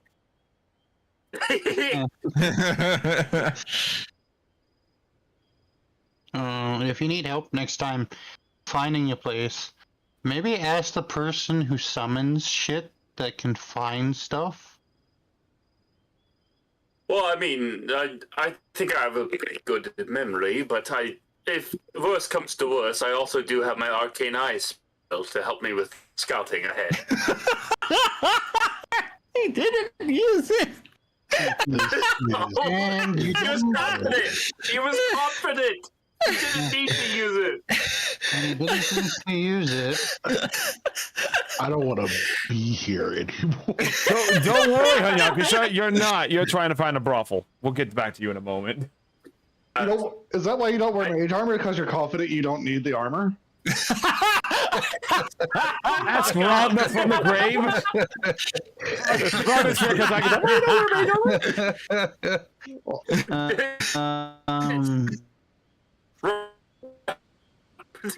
Brings you to the library, Kyoku. Kyoku's made the history of the human weapons chosen wielders in the past, so just the history of the chosen weapons in the past.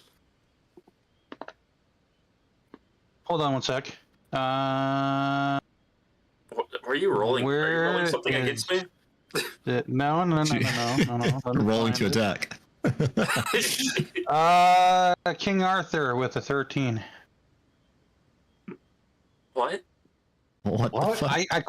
I quickly blurred out King Arthur, and my deception roll is a 13. Who's that? What?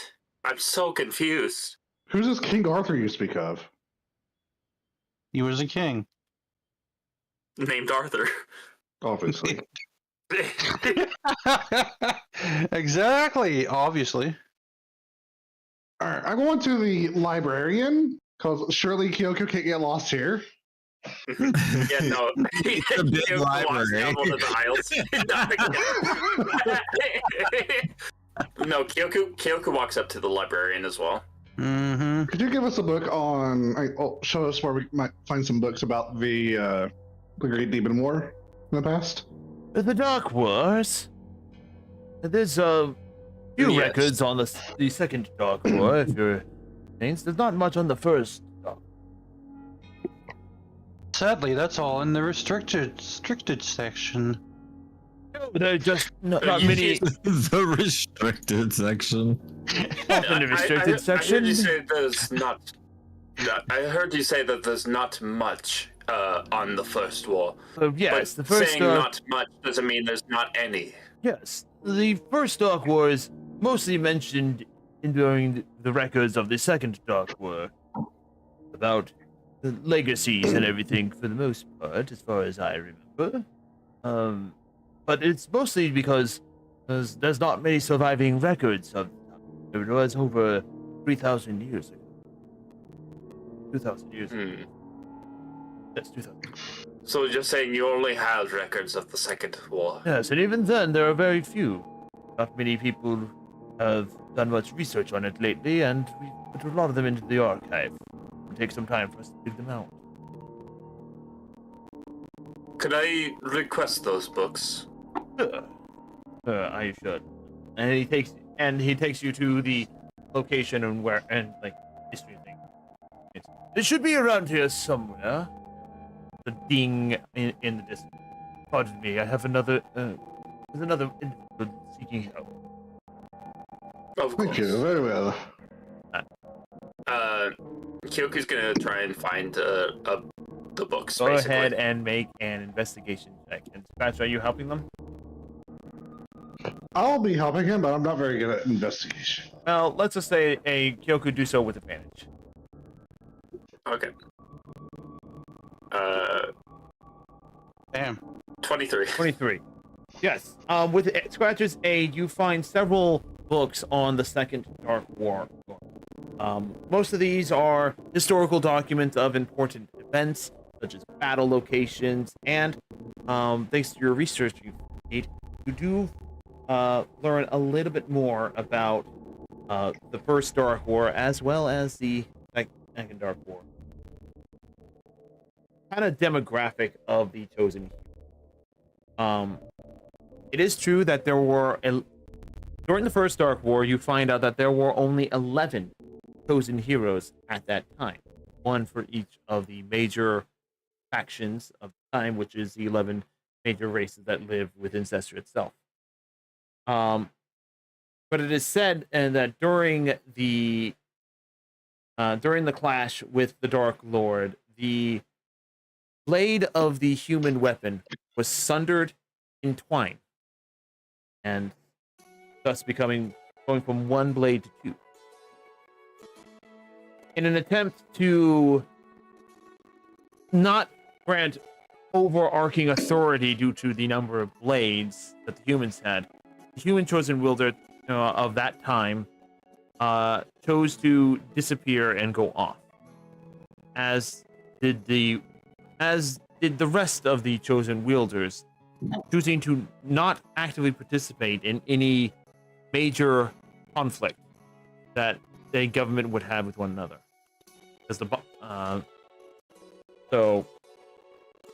Pretty much, yes, the main chosen heroes remain where they were in their culture and everything like that, but many of them just went off and nope, we're not part of the military, we're not doing this, we're not going to be tools used for political power. So most of them split and went to find after their the own First secluded Dark area. War, and it's mostly because the human chosen wield at the time sword split in half, becoming two blades instead of one, which means that instead of each race having one blade, humans had two. There's an imbalance of power. Imbalance of power, yeah. They prevented an imbalance of power by not participating in these things. They were still regarded as heroes and everything like that, and still highly respected. But for the most part, they went off, lived on their own, only passing down their blades to the next generation of the time. This went on for 1,000 years, and then the Second Dark War seemed to start anew. And it started off with the discovery of the twin blades of the human. But instead of it being in the hands of a single individual, they were found by a pair of twins. These twins then set out to find and gather the rest of the chosen heroes at that time, to unite all the people once more to face against the Dark Lord and his armies. To unite the people within our nation. Really what I was thinking. They did not have a pet cat. Okay. Oh no. Oh, we do.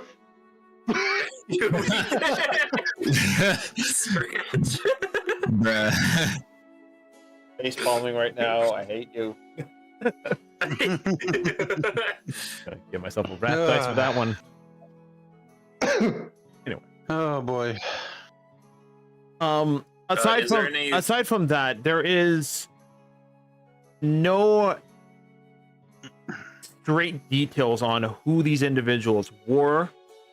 Those textbooks seem to have either been put into the archive or have never been actually written. Plus, you're also working off of 1,000 years of history, and some of the books that you look at when they were published, and some of them are only like 500 or 500 years old at the oldest. Other ones are fairly recent, as like recent studies and analysis of history itself. So how much of it... Could I do a history check to try and see if there's any mentions of like specific traits that the human heroes tended to have, so that maybe we could try and narrow down our search? Go ahead and make a history check. Go ahead and do a history check, and I think history's already done with intelligence, right? Yeah. Yeah, so yeah, just a straight history check. Your researching background does give you a lower DC, but it's still a pretty challenging. It's 21. 21? Okay, you passed it. That's fine. What was your modifier for history, Kyoku? +7. Oh, nice. Yeah. Again, not much is written on the actual personalities of the heroes themselves in these records and everything, but based off of their actions, their feats, and their accomplishments, as far as you can tell, they are honorable, they are loyal, and they are also dead. Well, yes, probably. Most likely dead. Most likely dead. They are human after all. Yeah, right. But also quite the researcher, that one. But also, that they have a sense of perseverance that, you know, they will not give up until their last breath. Like you get. So they're loyal, honorable, and stubborn. And persevere. And persevere. Yeah. Mm-hmm. And I wouldn't say they're stubborn, but to their enemies, they might seem stubborn. Persevering against evil. Against evil. Okay. Perseverance against evil. Mm-hmm. Okay. And that's all the books. That's really all that you can infer from the history books. But you have an idea of like what they're looking for, and based off of recent events too, you kind of get the same feeling that all the weapons are looking for individuals of that moniker. Tilfa being honest and pure-hearted and kind, as she was the chosen wielder, just like her great-grandfather, Jinpak, who was also very kind, open-minded, and basically, you know, nice. Just like a better word that I have here. And even though you barely met Kenneth, you could tell that she's honorable and persistent in her challenges. She was one of the only individuals that actually went up and faced the Demon Lord General Cahorn head on. Even grabbing the weapon that she may not have been able to wield at all. Mm-hmm. But she stood against him without fear. Yeah. So you get a sense that the heroes all kind of share these traits, these undaunting souls that are not easily swayed by darkness and are highly honorable and everything. You might hear Scratch says, fools that they are, as brave as they be. So during the what I'm putting is human heroes were the loyal, honorable, and persevering against evil. during the First Great War, they were split in twain, and the Second War was caused by the rediscovery of the human blades. The declaration of when the war actually started was when the twin blades were kind of found again and everything like that. But going into other historical things, you kind of just look you look into other history books around 1,000 years ago, and you do kind of see similar characteristics to what's happening right now, where like there seems to be a larger influx of events and tragedies and darkness stories and demons that are happening throughout Cestria, and it was because of the twin blade wielders bringing light to the situation and gathering the chosen heroes to face this oncoming threat, and that the second Dark War was happening. But basically, you learn from history that what's happening in Cestria right now is eerily similar to what happened in Cestria 1,000 years ago when the second Dark War was said to begin. Okay, so I can infer that the third Great War is on the horizon. Exactly. Or it has already started. Okay.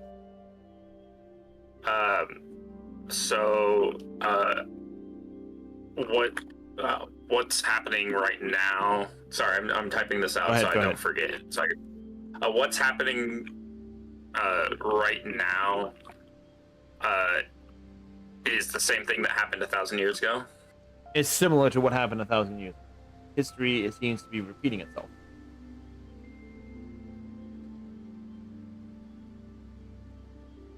Sorry, bear with me. You're good.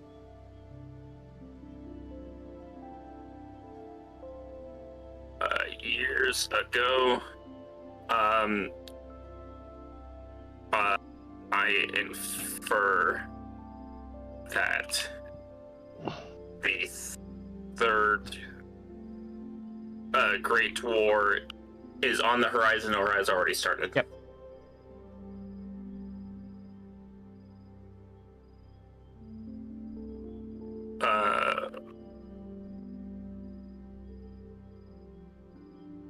Sorry, I wasn't able to hear everything you were saying because I was also focused on typing, so I kind of just tried to grab all the grab the important parts. Pieces. Yeah, grab all the important parts, and you can inquire a little bit more later.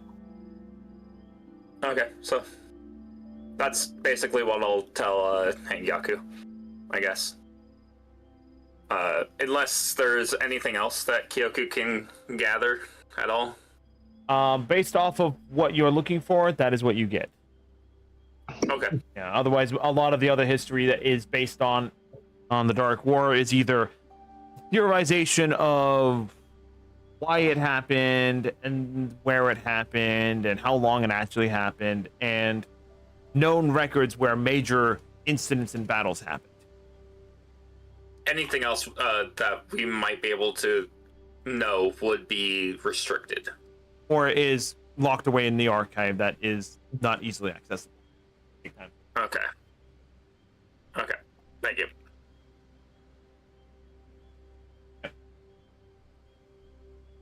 You could switch to someone else while I finish typing this. And Barb, what were you researching specifically?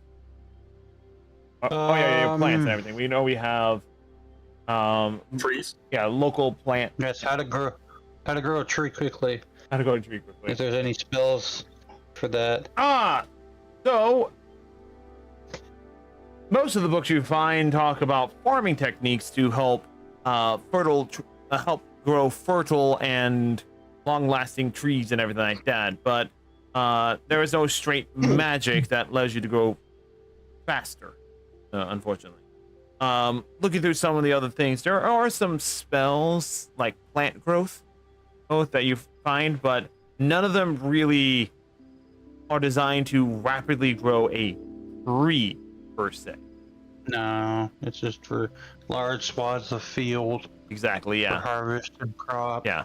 Otherwise, there is a book written by a researcher who went to a druid grove, and they said how they utilized druid craft to cultivate the land and let the tree grow at its natural strong rate, but nothing to really rapidly increase. Fair enough. Fair enough. Everything naturally. We'll just have to look for trees in less populated towns and cities and stuff. Pretty But much, that's okay. Yeah, we get. Bring a bonsai tree to grow with you somewhere. Yeah, not a big deal. Alright. But I'll keep researching on the plant life in the area and just be like, just increase my knowledge of the some of the plants that you're finding. There's paralysis herbs, mana berries, healing herbs, healing berries. There's also frost herbs as well. That'd be interesting. Yeah, because it is the northern highlands, so it does get snow around here. But the odds of you finding frost herbs at this time of the year is a little slim because you're kind of in the early months of summer. You mute for a minute. Yeah. There are other herbs that you find as well, but I'm still making that list, so I'll get back to you on that one. Yeah. Yep. Anyway, but finally, to kind of round out everything before our break, Anyakusha, how do you fail in finding a brothel from your natural 1 investigation check? Actually, we're gonna call on the street. Oh, sorry. One more time. I asked a woman on the street. And with that, a big slap across the face saying, "How rude!" And you continually go around asking people, going further and further into the lower city districts, having the idea that maybe there's nothing in the higher end areas. Let's check the lower end areas. And as you're going around and asking and investigating everything, let's check that sheet here real fast. Yes. As you're going around asking everyone and everything like that, something does pass out of the corner of your eye. Nothing new. Once again, all over the goddamn place on my.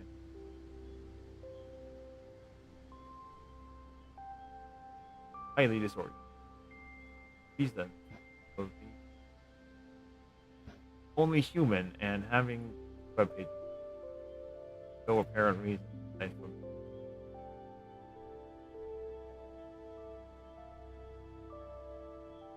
So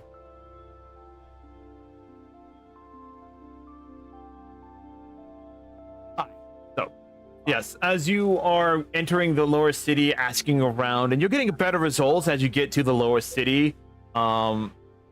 Again, you get a lot of you get slapped in the face a few dozen times because you keep asking women where the brothel is, and it's like, I might have some brain damage here. I don't know why I keep asking women this question.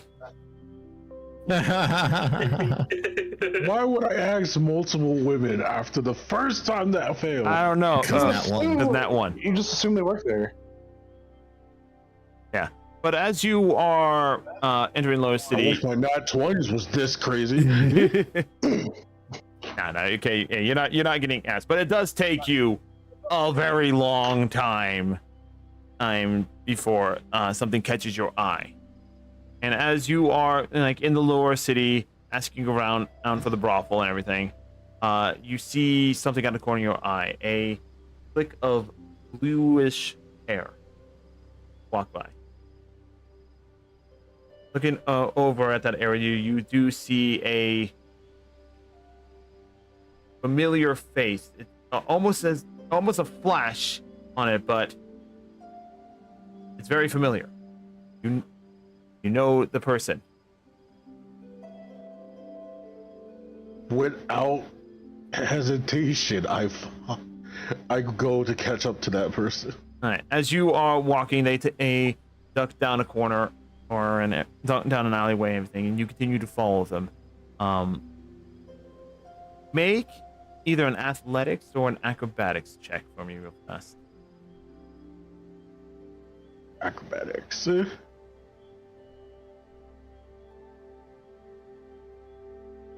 14. It's a little challenging because as you get into the slums, there's a large crowd of people just traveling and doing things. You bob and weave through them. You don't really manage to catch up, but you do see them heading further and further away from the main gate. And then something else catches your eye as they are nimbly actually outmaneuvering you. But you do see something else pass by as well. A man with no hair and a sinister smile on his face. Slippery! And on that note, we'll take a quick break right here. How dare you end on this note, you son of a bitch! Because it's a perfect pausing point. So we'll be right back, folks, after this quick break. We're going to go get a snack, get some drinks, go to the bathroom, and we'll continue off from here in a moment.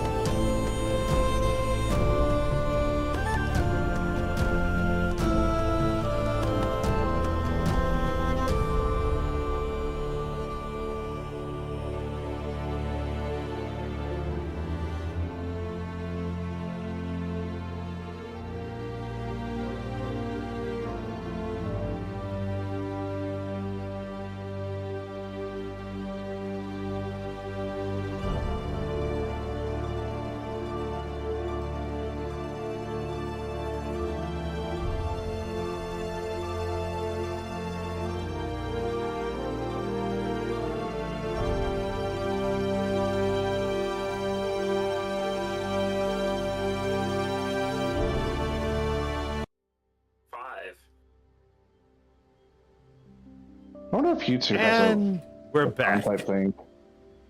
Immediately interrupted. But anyway, so yes, picking up right where we left off. Anyakusha, you skip over Slippery Jim. Yep, Anyakusha, Slippery you Jim. recognized Saria traveling through the city as she is being tailed, but what looks to be Slippery Jim as well. I follow stealthily. Make a stealth check for me. He's stealthily. Okay, that's starting to get old. You seriously stop. Yeah, I know. Sorry. Peter. Yes? If I'm 19.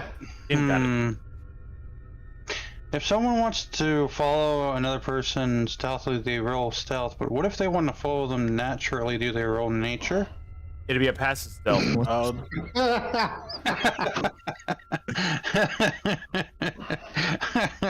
You use the foliage around to hide, but you're using using nature to your advantage. It would still be a stealth check if you're trying to not be seen. Anyway, on 19 roll, you who are you tailing specifically? Slippery Jim or Saria? Sorry. But I'm trying to stay hidden from both of them. Alright, just making sure. You continue following Saria, and she goes deeper and deeper into what is no longer the low-class district, but now the slums themselves. They are... That's not a good song.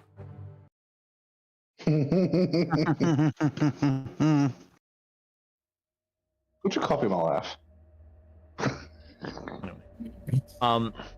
As you go into the slums, you can definitely just see a dramatic change in the low-class area of Terras Vera is fairly messy. It's not super clean, but as soon as you go into the slums, it is dilapidated.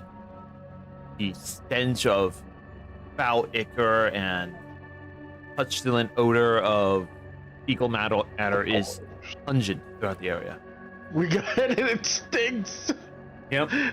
You got to add detail into this. Sir. Yes, sir. We want you to be able to taste it from the description. Right? Like, damn, I never heard anyone describe steak so deeply. Anyway, so as you continue, even the lighting seems to just be more dull. Not because it's the middle of the day or anything, but because just the shadow of the upper city and even like the hillside itself, where Terras Vera is kind of built upon, is shrouding this entire area in dim light for the most part. Good lord, that's loud. And they get a little. Oh well, turn that down a bit. So, as you continue to travel through, you see poverty abundant everywhere. Dahlia just makes her way through as naturally as if this was a stream that she's traveling with flow. At some point, however, you do lose sight of Slippery Jim. God damn it! He's right behind you. You continue traveling down, and eventually you see Saria come up to this building. It's decrepit like the rest of them, single story, but she looks around for a bit and then enters into the building. Does the building have windows? They do. The glass is shattered out of most of them, and a lot of them are kind of covered up with boards and everything, but it is possible to look inside. I'll take a peek. Make a perception check.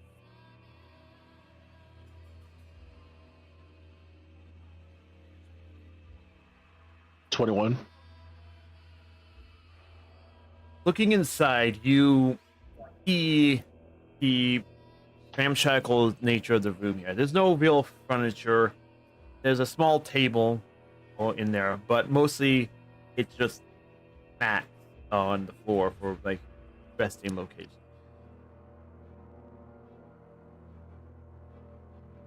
Sorry, I was swallowing stuff there. Yeah, tell me more. It's chocolate Belvita. It's chocolate Belvita. Have you ever had? Yeah, chocolate Belvita. How'd it go down your throat? Give us a thorough description like he did in this thing. The slick nature of the saliva in my mouth. Coating the graham crack. No. As you see Saria in there, he's looking around for a little bit. Pulls off a bag. Oh, it's it on her hip, and lays it on the table, opening up to reveal several different plants of. See her bring out a mortar and pestle and begin grinding up these plants. Few moments of grinding later, she pours it into a cup or bowl. Well, it looks like a wooden bowl that's chipped. Adds some water and begins mixing it up. And then proceeds to head into a back room. Which is out of your sight range. I walk around the house to see if there's another window to peek there. Walking around the building, you do find that there is another window, but it is a little bit higher up, more like a ventilation window rather than a window. But you cannot get to the back. Yeah, because you can't get to the back of the building because it's butted up right next to another building, pretty much. So make an acrobatics check for me. Damn, that's 12. I could make it's ramshackled, but you do manage to kind of just make your way up there. It's not a stable position you find yourself in. It's not easy with how dilapidated the area is. You manage. I climb trees more stable. Yeah, you climb trees more stable than this. But you do look in there. Looking inside, you do see two individuals. One of them being Saria, sitting next to another human girl, just laying down, wrapped in bandages that seem to be festering with some sort of pustule ichor. You see her slowly feeding the girl the ground up ingredients that she made earlier.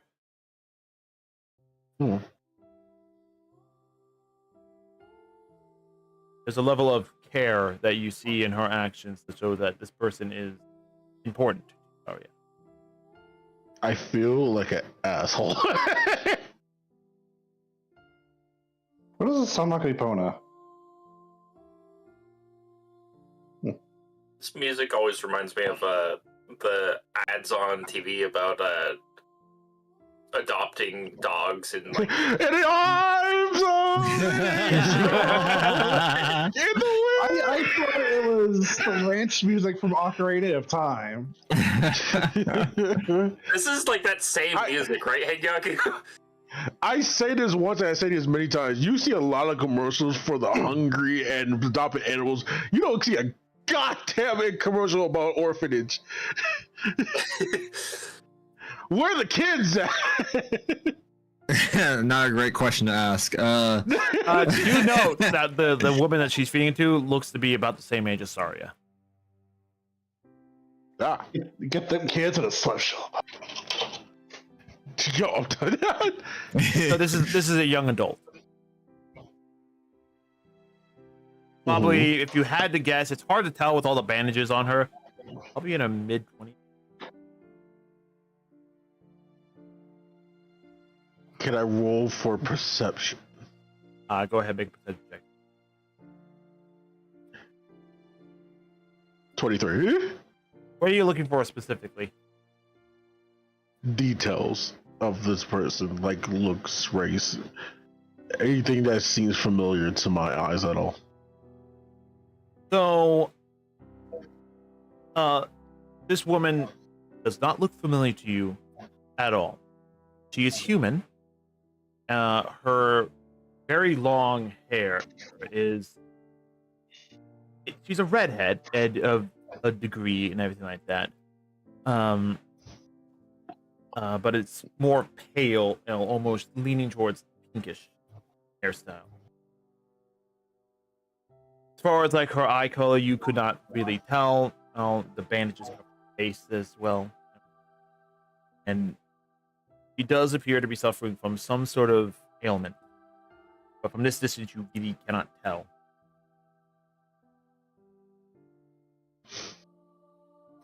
I climb down and I wait outside. Lean against the wall from the side of the door. Alright then. You stand there and wait. Probably about a good 2 hours. Jesus Christ. Yeah. Eventually, Arya walks outside the door.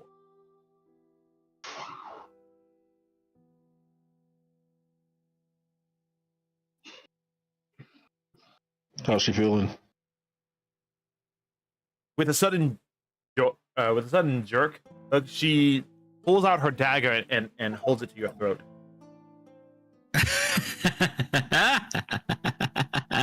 No, I saw this coming a long way, but I still wanted to do it. How did you find me?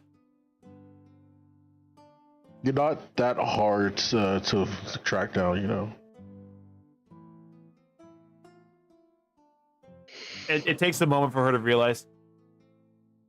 Akusha, what are you doing here? Wait. Oh yeah, I totally forgot to talk this. Oh, I could have died.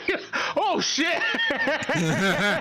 he just wow, that's the one time this guy almost killed me. Oh my god, I could have died.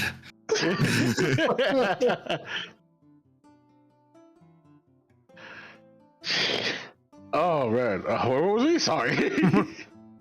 Yeah, she kind of just like holds the knife at your throat. How did you find me? What am I talking to a wall? I just said you're not easy to track down. I caught you as I was walking by. He kind of looks. He looks away, kind of disgruntled, like, "Shit, I was careless."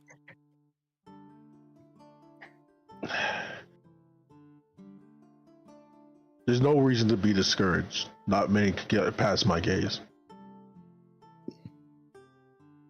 Just kind of glares back at you.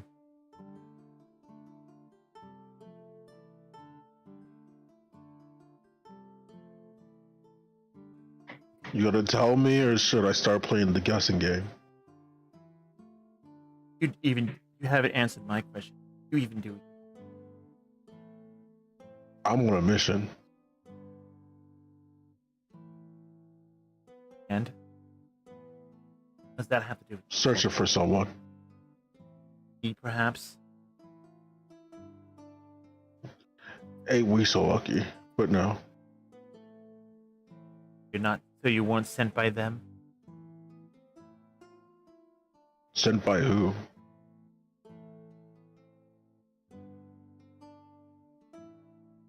Roll here. Yes. Not trust you. Not. So, answer my question. I wasn't sent by anyone to track you down. I'm looking for a pair of humans. You're in the human capital city. There's a lot of humans around here. Yeah, duh. But in specific, I've been asking you motherfuckers to mow the lawn for weeks, and you do it now? Oh my god. I was asking for people to cut my lawn. It was hard to track down good gardeners. They went to the human city to find them. The two best twin gardeners I've ever heard of in my life. I mean, perfectly honest, guys, thought my mic was muted, but I guess not. That's my bad. I'm a little embarrassed. Fantastic. Oh, don't worry.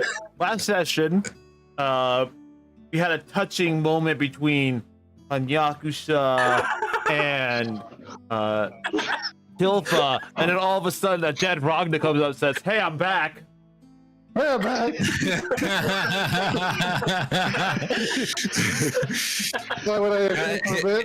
It turns out when you worship a god and make deals with succubus, you can't really die. Yeah, it's a whole Constantine thing, yeah? He's like, I'm covered on both sides. Little did they know they're actually in a relationship with each other, and he just kind of caught in the middle. Anyway, he's got like a weird love triangle. If I was after you, do you think I will let myself known?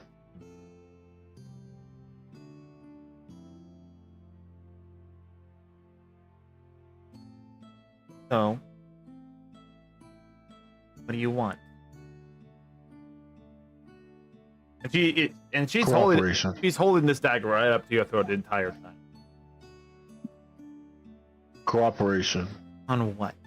And worry for your safety. For my safety? I'm not the one with a knife. You cut out. You both cut out, I think. I'm not. No, I didn't say anything. I'm not the one with a knife to my throat right now. So, if you was going to murder me, you would have done it already. Make a persuasion check.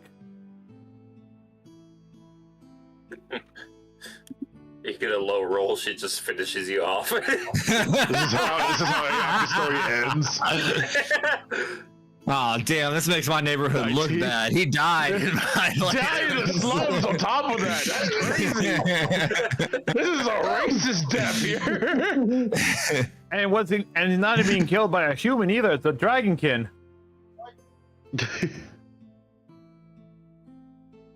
Anyway. But yeah, 19. 19. He hesitates for a moment and then pulls the knife away. Can we talk inside for a second, or are you gonna make me stand out here?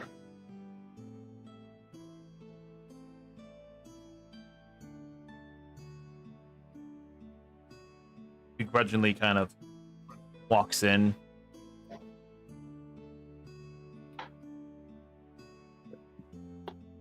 I check through the peepholes of the windows and stuff to make sure that I don't spot bald man. Well, you're walking into the building, so make a perception check. Not fucking 20! Or a total of 27. 27. Oh my god. 27. Or you know, it's a nat 20. Sight beyond sight. Fucking Thundercats, you have the Sword of Omen. What are you talking about? Have you seen me? I have 4 eyes on me today. Yeah, true. These goat eyes are working wonders. You don't need the Sword of Omen when you have your goat eyes. Anyway, so as you kind of look around, you're not quite positive, but you think you see a shadow shift somewhere in one of the other like many alleyways in front of this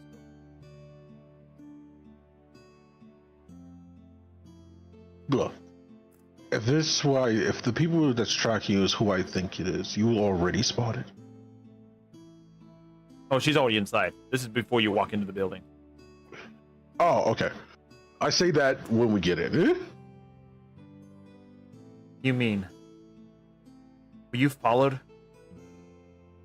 No, you was followed. I followed the follower.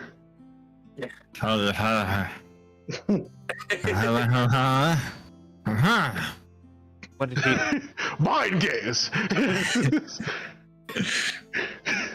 What did this individual look like? Ball, slender, easy to blend into almost any small spaces. You see her clench her fist. Name? Correct. Slippery, yes. Very slippery. Oiled up. Someone would say baby he's oil. Someone, some say that he's hard of hearing. Hard of healing? And he's greased up. I can hear Diddy in it. Some might say he'll knock you into a hole. Anyway, you see her like frustrating, and then she quickly begins to end and starts gathering things together, packing too. Tell me what's going on. Why are they looking for you? None of your business. It is my business when you're in danger. How so? I Just ferociously kiss her. Yo, I'm telling you, you're trying to build up a harem for me in this story? Look, so far all the chosen wielders have been females, so Not my fault. so your harem also might save the world. That'd be a sick harem. A harem that saves the world. Come on. Was it Serenity 7? No. This is Love Live. High School DxD. Oh my god. Hida, please tell me this is not where it's going. It is. I don't know what ideas you have in your head, but it's completely off basis because I've talked to the player herself and I know exactly what the character is into. And you ain't it. Thank God. Thank God. But I'm gonna save that surprise for later. Anyway. She turns into, why should you care? I betrayed I betrayed the fire charmers by stealing that artifact. For all intents and purposes, you should hate me. Call me dead. One of us does. They're not there. Not gonna lie to you, little one. One of us does. But it's not me. But then why do you even care? And during this nighttime, she's just quickly packing and everything. Because even though you betrayed me, you're still a comrade. And you had your reasons. The half-hearted. You try to act tough and bad now, but I know you're sweet-hearted. You can't fool me anymore. And you really have no idea. You're right. I don't. But she does. You've been taking care of her for a long time. And I'm pretty sure you're not just going to abandon her here. Make a persuasion check.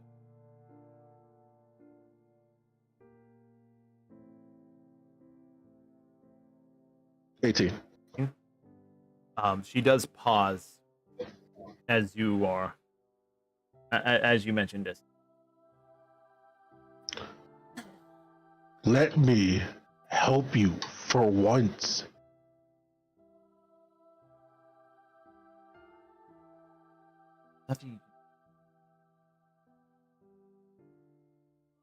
Take her back to the guild house.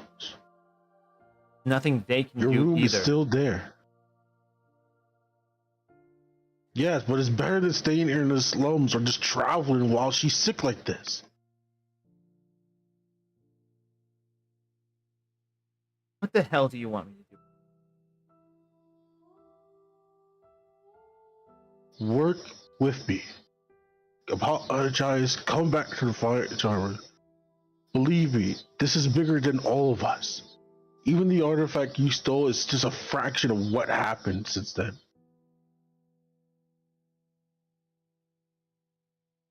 The things that Slippery Jim is getting into might just cause the world to also be in danger. Who think I know? Kalen Vor run a great number of things. Their dark dealings deal with a lot more political spending. Make an insight check. No, sure. Yes, sir. 11. 11? Who's not looking good? I could bump it up to 13. You're not there. Oh yeah, I have to be there. Anyaga's not his own. I just worked my way there.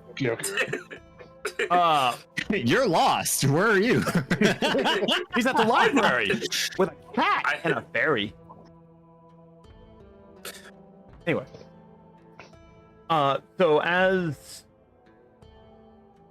you kind of just like get a read on the room, you have a slight feeling that you may not be on the same page.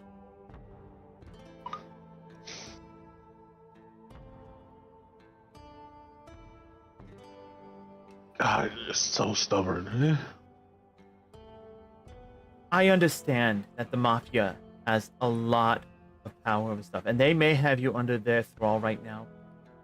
But the Kalen Vor have just as much power, if not more, than the Mafia ever does. The Mafia has no bind on us. Not anymore. And what are you even trying to say? Bigger than anything. There's nothing happening now that would be of any concern.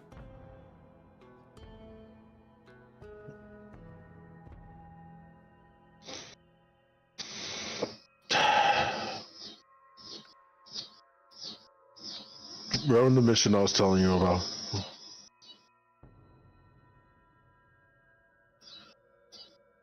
We're looking for heroes to wield special weapons. We lost 2 of our guild members. One vaporized into dust and destroyed by void magic. For these same evil creatures. Yeah, she looks at you like completely lost. Just like, what are you even talking about? In fact, it's just, what are you even talking about looking for heroes? Were you trying to steal an artifact from the Mafia?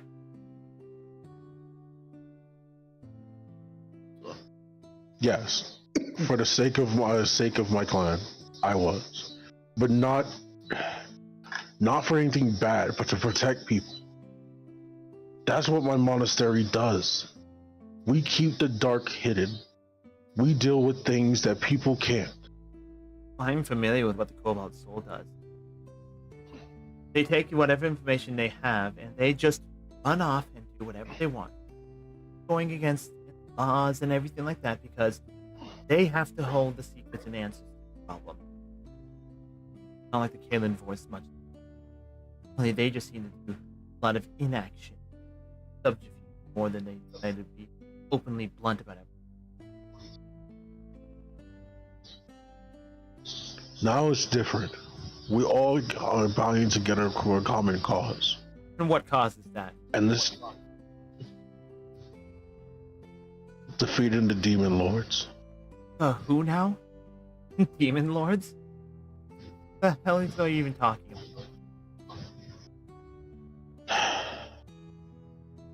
Now the inside check. Now the inside check comes in. He has no idea what you're talking about. Were we? I know. I'm telling. Were we under contract? Not anymore. We dispelled that. No. Yeah. Huh?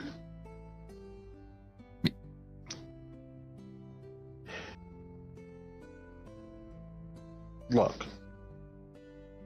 I know it doesn't make any sense to you now, but we need all the help we can get.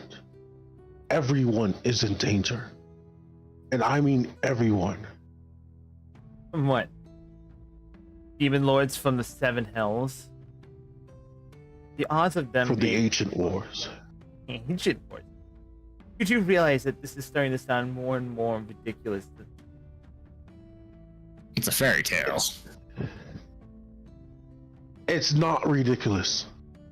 Why else would I go to such lengths? Why? What reason would I have to lie to you? Get me. Let my guard down so you can kill me. If I wanted to kill you, I would have took you out already. Well, you haven't even noticed. Huh. Could have tried. Please, you're not all that. Going to try.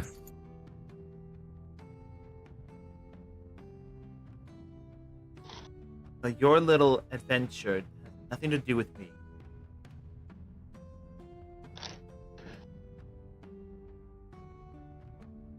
It don't. But it might have to do with the people that you interact with. What makes you think the Kalen Vor is involved with the demon? So far, the Jim has been getting in my way for searching for you.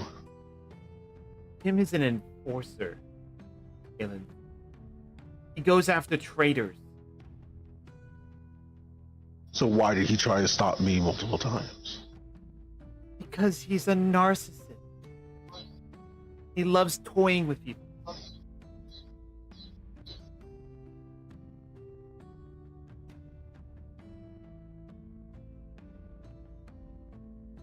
Look,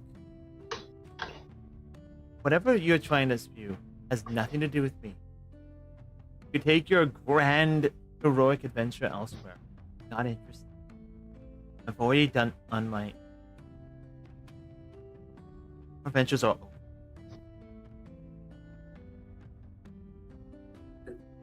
Do you have any items on you you could show to her? You guys just break up?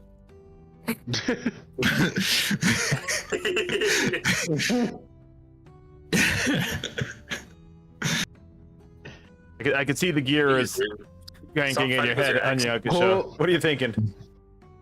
If I was lying to this, then I'll prove one thing to you. And if you can do this, then I'll leave. No questions asked. And what's that? I'll forget about everything. I pull out the Dwarven katana and I drop it. Pick it up.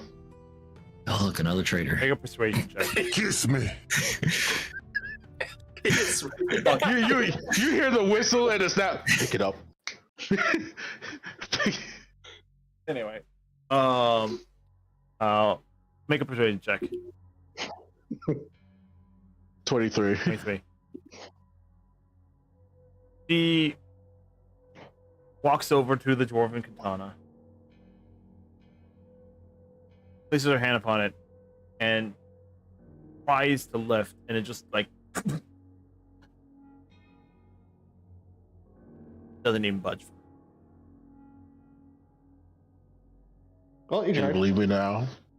Why would I carry something this important that no one can move but me? The sword. It is not just a sword. This is one of the ancient weapons from the Dwarven country. Sword for the Demon Lord's destruction. There is multiple for each race. And that's our mission, is to search for them.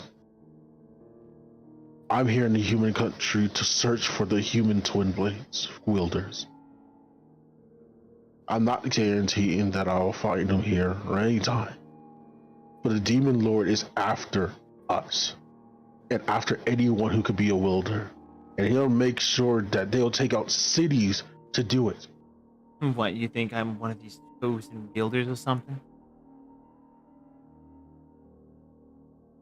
No. But I know they'll use anything they can to get to us. And I don't want you to be used as a weapon. Or toy. And I'll just off myself. Do anything. As I said. Can you? Was that a request? Can you? No, that was take this away from me, Hangakusha. As I give a face is like with disbelief. Your response of, could you, brings her a moment of pause. Like, you inadvertently called out on a blatant lie that she did.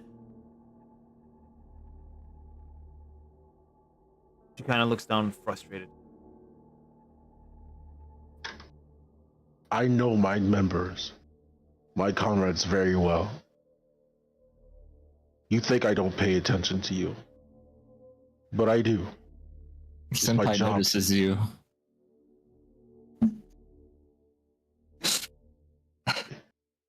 Anyway, continue on, Nagasha. It's my job to. You just take to know you're lying, tell it true, scared, injured. I have to know everything in order to protect all ya.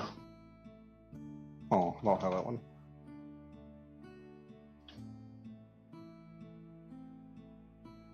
Don't worry. Even if you don't want it. You realize how arrogant you sound right now, Saint? Like you're the only one that can actually solve anything. Alright, Mr. Wise Guy. If you can solve anything, then surely you can break a curse, can't you? I cannot. And don't promise me something.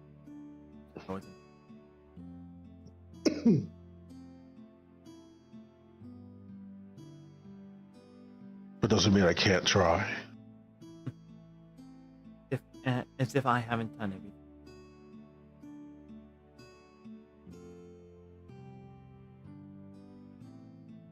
Who knows?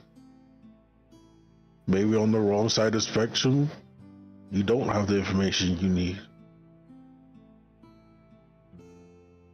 Out of character,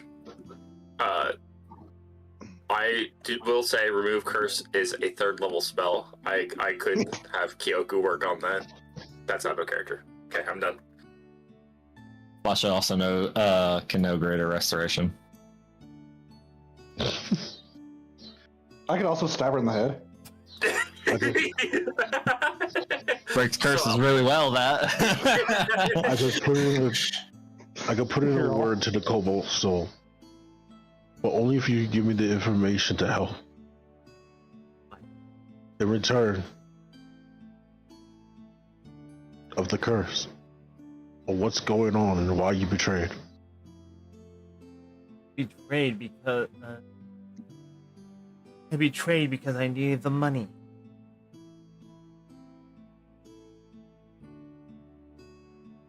You didn't think that we could have got that paid off? You think sending an artifact and putting people in danger was more than enough to help you in this situation? Because to me, what it looks like is that all it did was put a band-aid on it. All evidence. You can see a look of, like, hopeless defeat in her eyes. Well,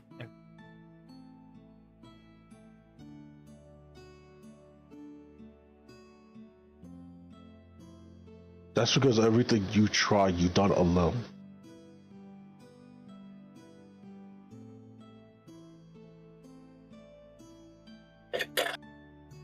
I get it. It's hard to trust someone. I get it.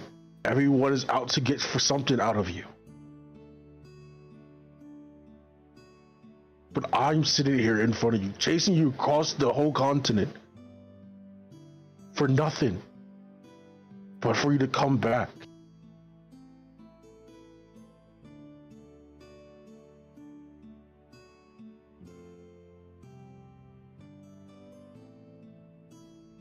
Because I'm worried for you.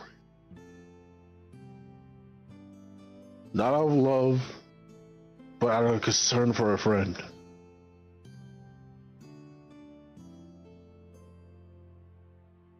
And a comrade in arms.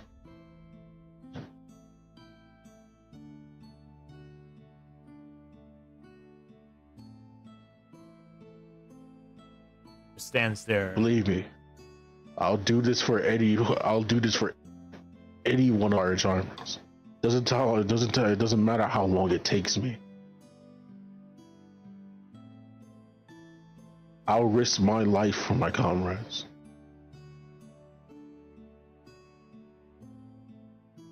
Fool. Then you're a fool.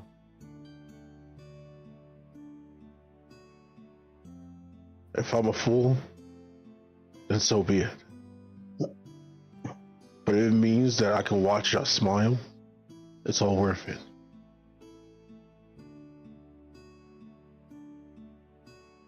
Make a persuasion check.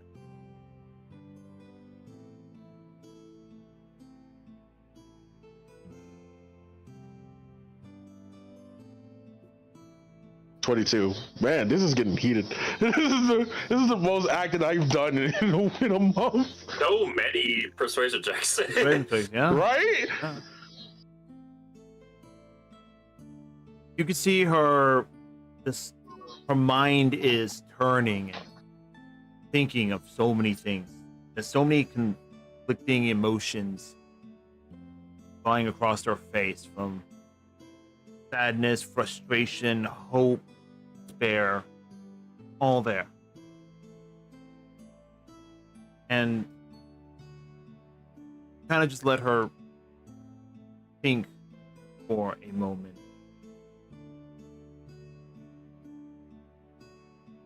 You see a bit of the innocence in her, as young as she is. For a dragonkin, even though they age differently than that of humans and elves, still a young kid. And see a bit of that coming. A bit more of the true Saria. Seems to be conflicted and lost.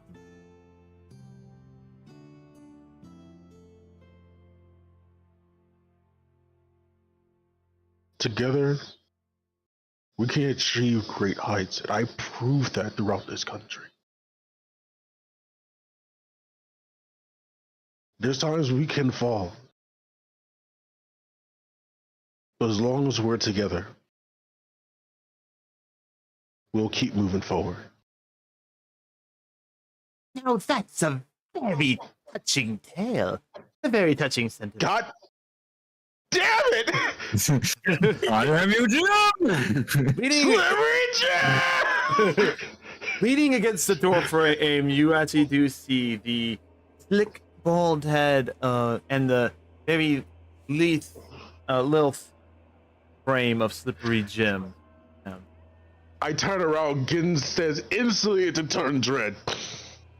I'm talking about this. There is anger beyond anger that she never seen. Oh my! That's quite the angry face you've got there. I'll just calm your britches down. We're just here to. You can from behind you. You can kind of sense the. Actually, as Slippery Jim says that, and he kind of steps into the building and to the side of the door frame, and you hear a second set of footprints walking up. Saria behind you immediately stiffens up, and her face goes pale. As another man walks into the room. He is tall, not quite as tall as Slippery Jim. Garbed in a black cloak and other leather armaments. And he wears a hood over his head. Can't quite see his face, even with your dark vision, as if his cloak is magically obscuring part of his face. Here we are. Wondering where you went. Rare for someone of your status within the Kalen Ward. Prince. I would like to have an explanation. Sorry. Bless you. You can see her like take a half step back from this man.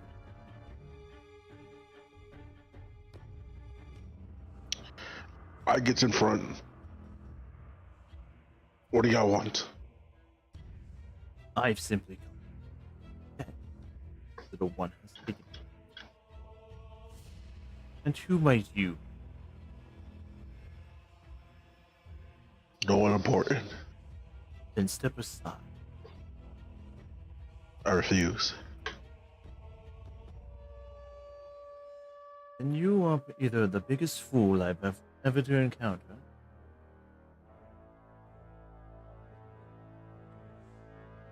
but I digress. I'm not here to collect what was taken from us and be on our way. And what would that be, precisely? Her. She has stolen a large sum of money from the Kalen Vor. He has a debt to repay. Now, How much? you're in any way. I don't believe you're How in any position. much? 74th. Make a persuasion check at disadvantage. Did I hear you about That's to say?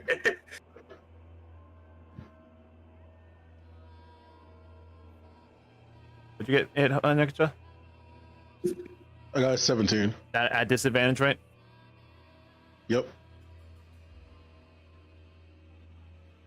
The You man, forget my persuasion is high. and stares at you with a small frown on his face. Like the only part of his face that you can really actually see is his nose and his mouth. You can tell that he's human. You have an awfully high amount of bravado, don't you? Sorry. You gotta cut out. Say that again. No, you are cutting out like whenever you. Motherfucking guess what?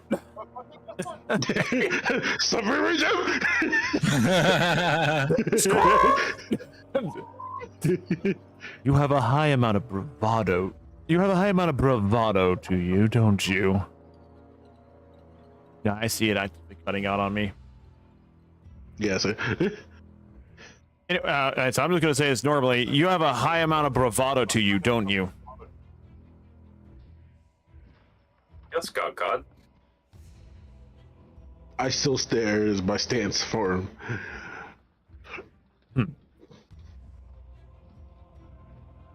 Well then, consider me impressed,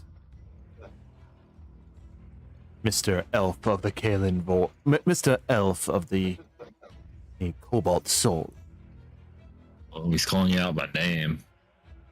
Your disguise self is still on, right? Yep. He called you an elf. Made up. But not what type. So he doesn't have all the information. We'll see. We'll see. How do you respond to it though? I bet it no mine. I already know that Slippery Jim and his people been looking into me. I find it odd that a dark elf like you has any real interest in a party member that betrayed you. Then again, based on your current actions around Cestria, I shouldn't be that surprised that you have unwavering loyalty to your friend. Despite that, the fact that this one betrayed you.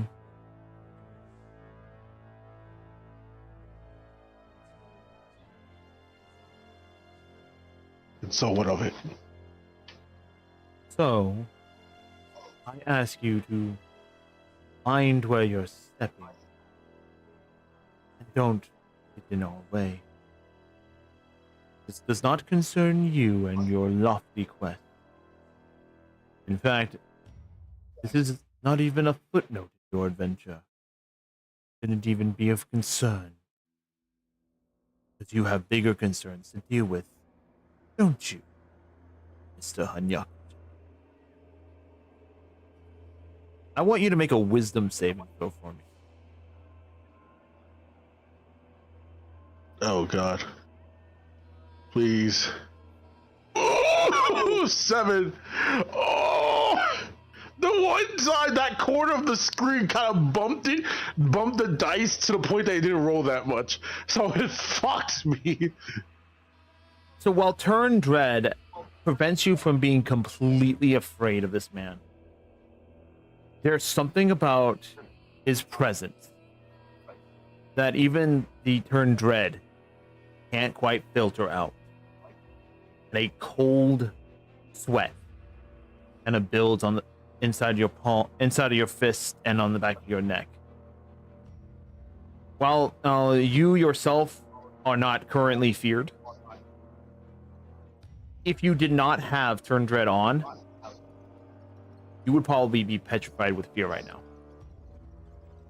The sheer menacing aura this man has is beyond that of even it's probably equal to, if not slightly less than, the Demon Lord Generals himself. Oh my god, he's Dio. It's the stare meme all over again. I'm trying to walk up it, but I keep going backwards.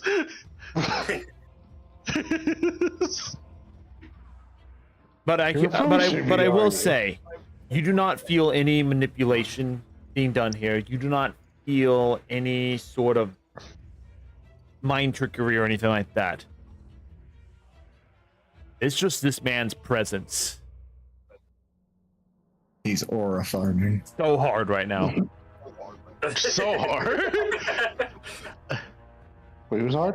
Who has nothing on this guy? But basically, yes. You get the feeling that if you were to fight him, you might be in trouble. Basically, what you're saying to me, I'm not feared, but because my training as a monk, my fighter instance is telling me not to fight. Is telling you to run. Burn run.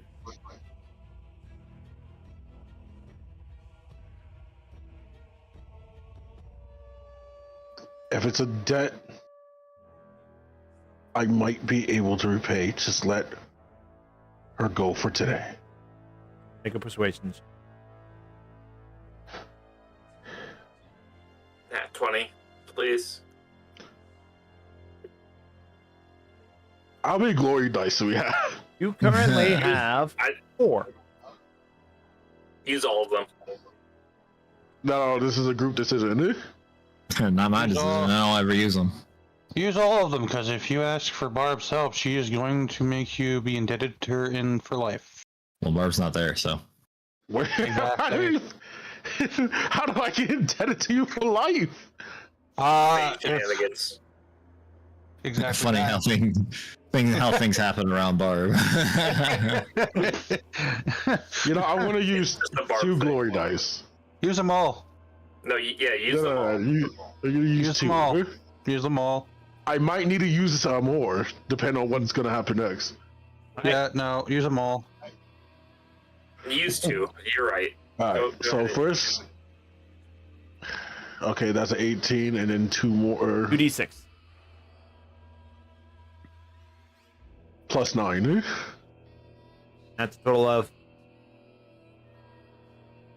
27. 27? 7. Yep.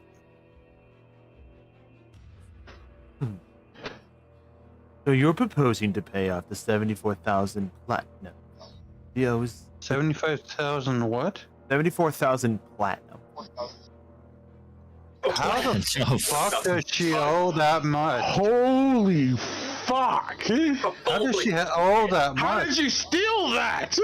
That's a lot of drugs. That's a lot of drugs. You get the Thank you, Rick. when you hear that amount of money, you look actively like, what the fuck? What the fuck? Oh, don't worry. We stole these over a number of years working for us. Recently came to light. Then let This me one is- pay it over for a number of years. You would take on her debt. Are you sure you want to do that? You're not there, Barb. I'm not. Yeah, I'm not there. I'm just telling. I'm mind fucking him at this point. Mind fucking. Why? Why are you doing that? Man? That makes sense. I love the Whose new side are D&D you spell on? mindfuck. I hate you and you. Whose side are you on? All right. You do you. Take on the debt.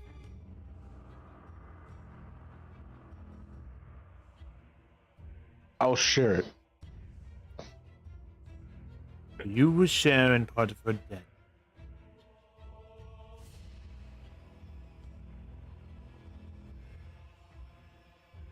Hito, when you do that voice, speak up, please. You would I'm share a work part of consider. You're Eventually, willing. I can pay it off. So you would say that you would take on half of her debt?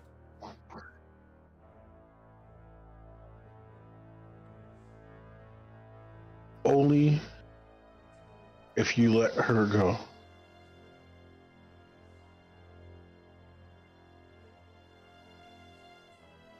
$37,000 platinum is not a small amount of money. Yeah, that is 37,000.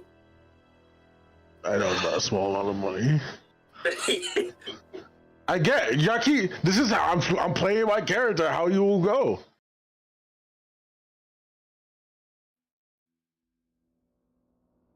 He's willing to take the burdens of all his teammates if it means keeping them alive and happy.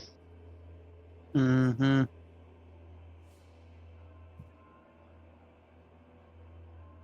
Shoot, I was willing to summon a demon to save Ragnar. I was willing to punch the father of Fasha. Proving, dude. Go for it.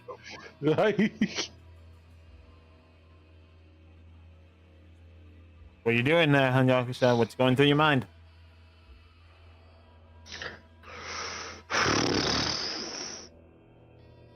If I let them take her, it will go against everything I sent her.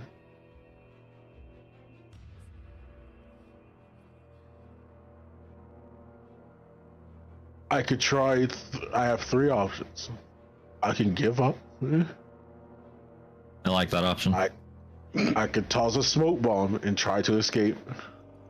But knowing their slippery gym, that's not going to be an easy job. Or I could take on half this debt.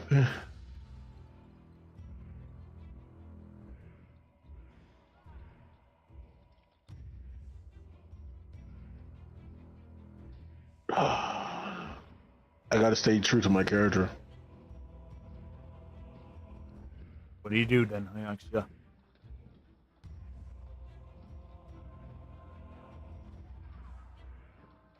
No matter how long it'll take me, I will try to pay this off. You just have to give me time. I'm not planning on dying anytime soon, knowing the world's at risk. You know that more than that. Of course. I don't want to interrupt such an important task. After all, if the world is destroyed, then I'm out of business. You can't get paid. Exactly. So bet on me. Saving the world. You already have information of all the feats I've done so far. And more. What do you have to lose than my life? 37,000 platinum is one thing I lose. But my life surely is worth that, wouldn't it? Perhaps. But perhaps not.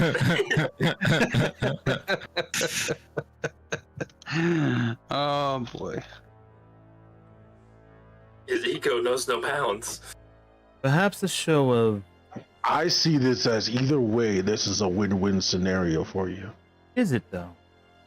What do I gain immediately out of this skill?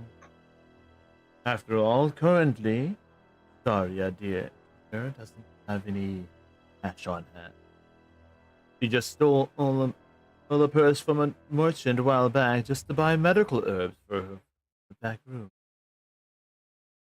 I know you don't currently have enough money on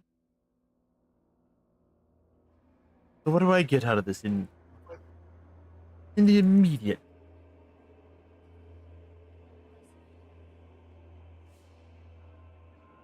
I could toss you 100 gold right now, just to let her go. Wait. A down payment. That's a down payment to prove myself. What is that, 1% down payment? Once the world is saved, I'm all yours to be a lackey. If that's what it takes. That's 2 platinum, which is... That's like 0.3% or 0.03. That's, more like 2%. 300. No. 370 is 1% of 37,000. 1,000 gold. Up front.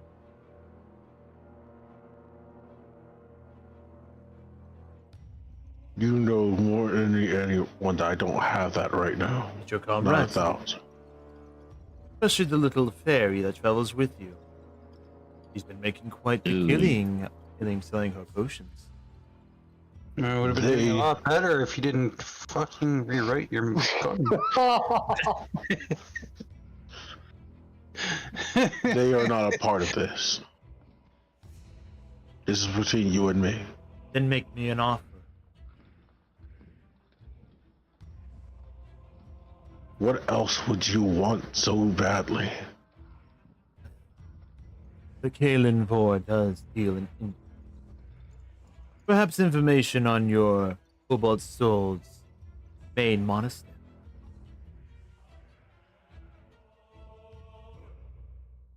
I'm shocked you don't have that information.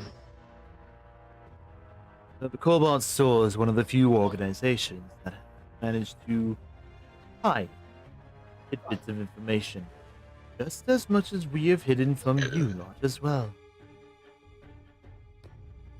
But do you know, as they say, competition is good for the economy. You know damn well I would not betray my monastery. We us monks are molded by this fund. And then 1,000 gold is what I asked for. The choice is yours.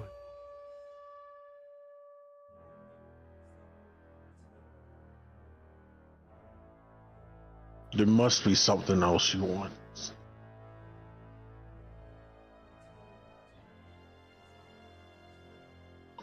Make a persuasion check. Yeah. So I'm using the other 2 glory dice now. Go for it. See, I told you. I knew I was gonna need it. Little do you know, there's one more persuasion check after.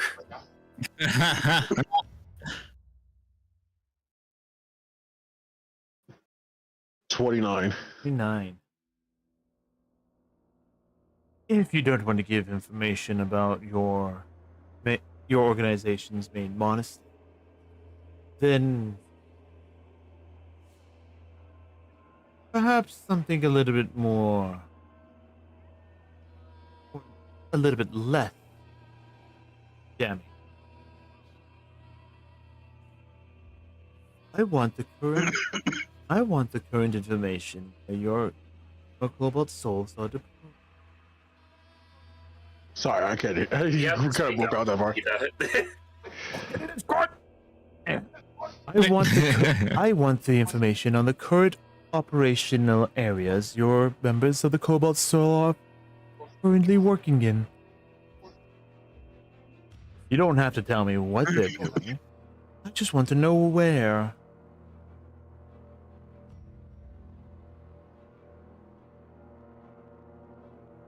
Alright.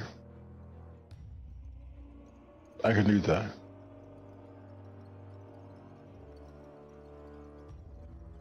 I mentioned the last location that the operation of the Cobalt Souls was working in, which was that tower that we escaped from.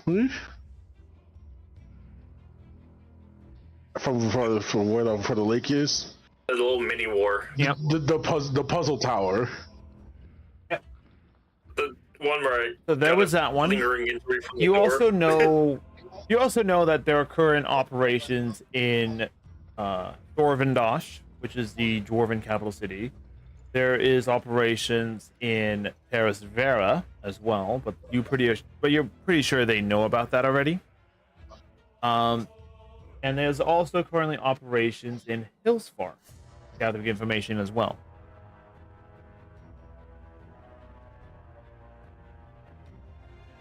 I tell him about the one for the lake and Hillfar, but I don't tell him about the door because he doesn't know that I know. Make a persuasion.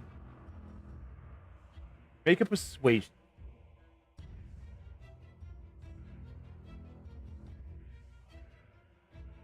$27. Oh, Gonna make a quick insight. Telling the whole truth and nothing but the truth. But I have breath dice. It's 4 of them. oh no! What a You asshole! You chose down.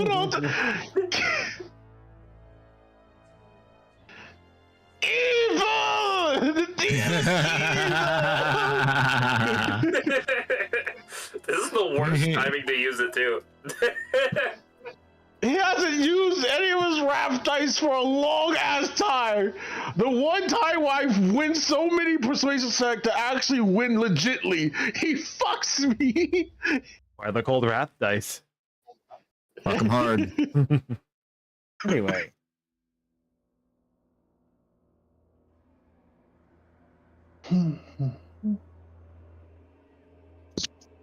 I hope you roll low. Get ones on all the wrath dice. I gotta do math here real fast. Math wrong, please.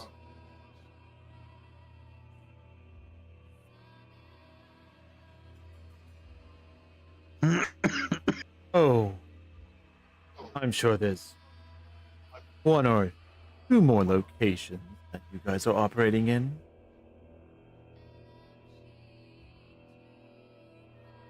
What'd he do? I'm sure there's 1 or 2 more locations you are operating in. For the seven, I guess he passed it, didn't he? He did pass it with a 31. Fuck, man. Because he used all his wrath dice for this shit. I pretty much used all my glory dice to get up to that high, yes.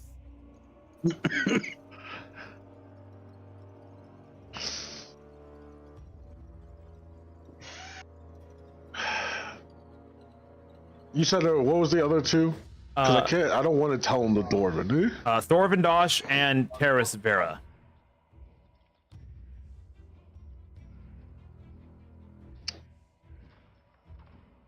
And I already told Terras Venrohyun, didn't I? No, you told him Hillsfar. Oh, yes. Where on the map is Terras Venrohyun? Huh? You're in Terras Vera. Oh, shit.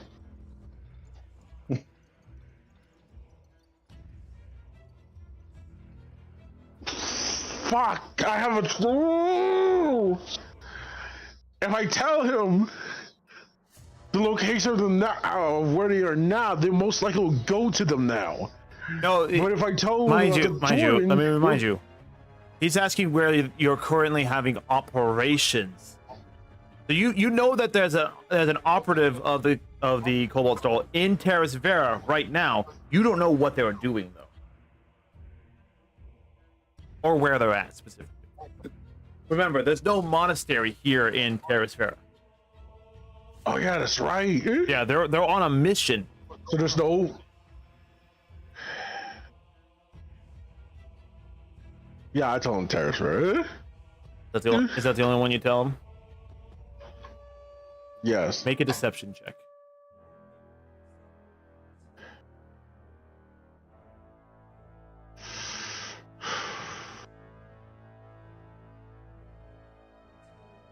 $27.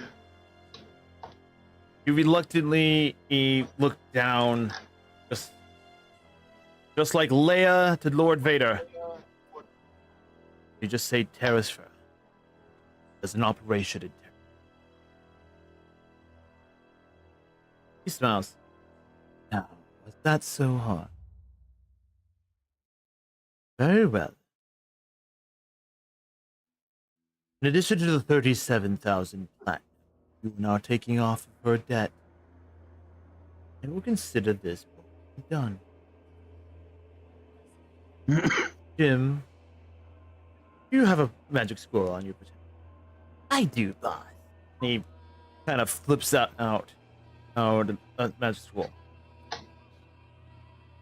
The leader of the Kalen Vor takes it. Shall we sign a contract then?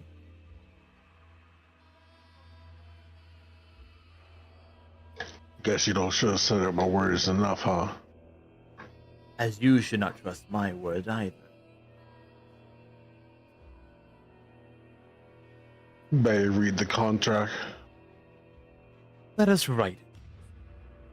So he go. So you guys sit. You guys gather around the table. Saria's like, "Why are you doing this?"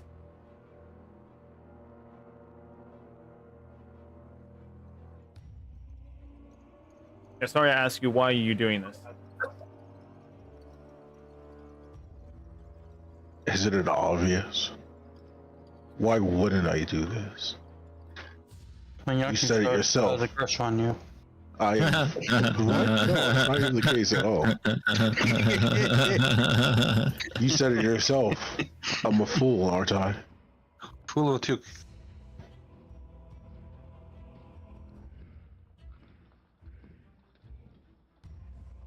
Well, let this fool play the stage.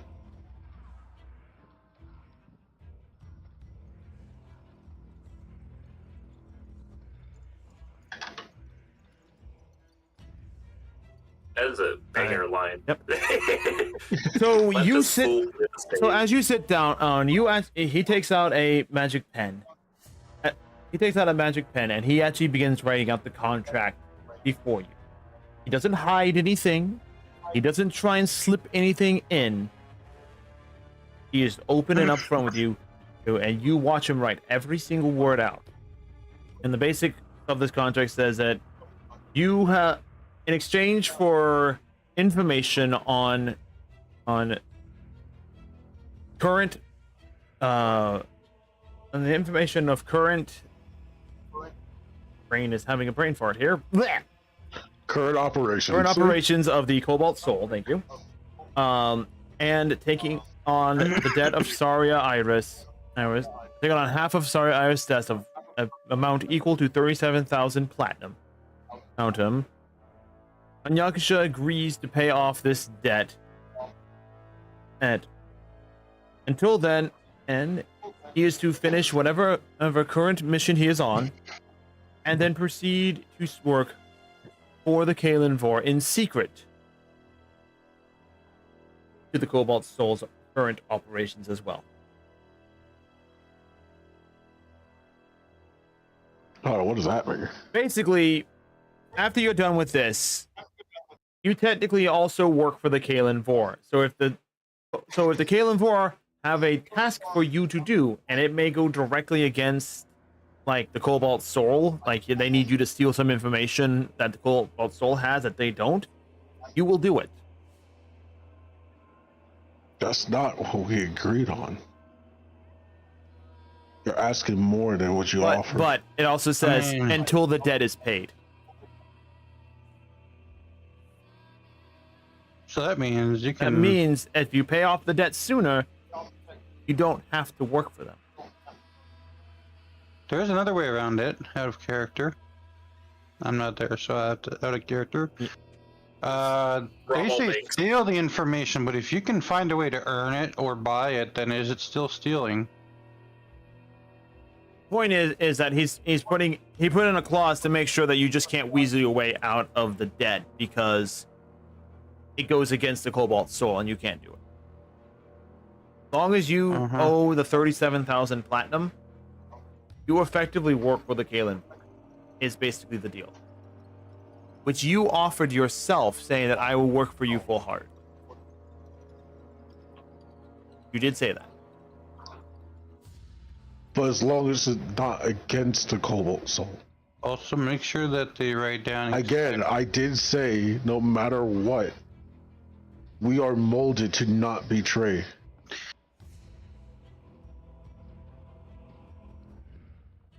Everyone has a price. In your case, he looks over to your friend. It's your comrade and their well-being.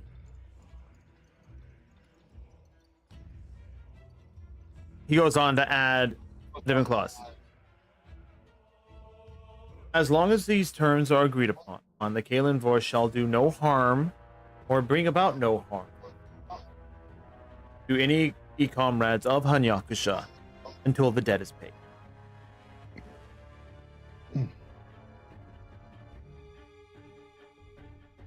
Once the debt is paid, we're fucked. There is another little caveat to it, if you want to hear it. Sure.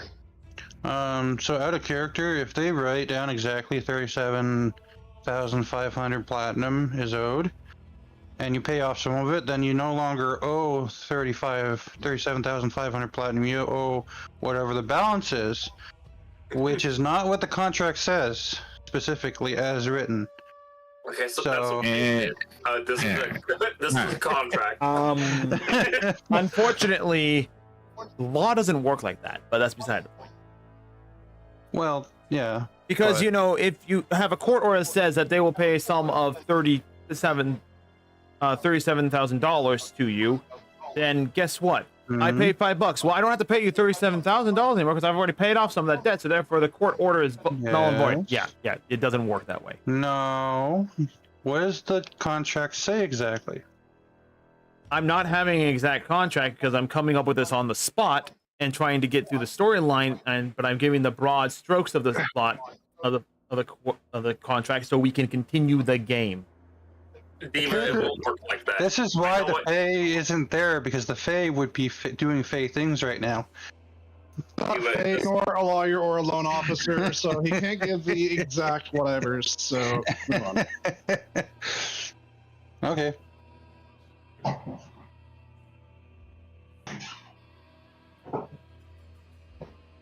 See, because I see this as a normal DM situation to make sure our character stays out of the story. But knowing how my character is built, he's not going to ignore his comrades. So he to put me in a situation that I can't refuse. An ultimatum. He got put into an ultimatum. Like, yeah, if you didn't want me to search her anymore, this is not the way to do it. This only ruins it because you know who the character is based off of.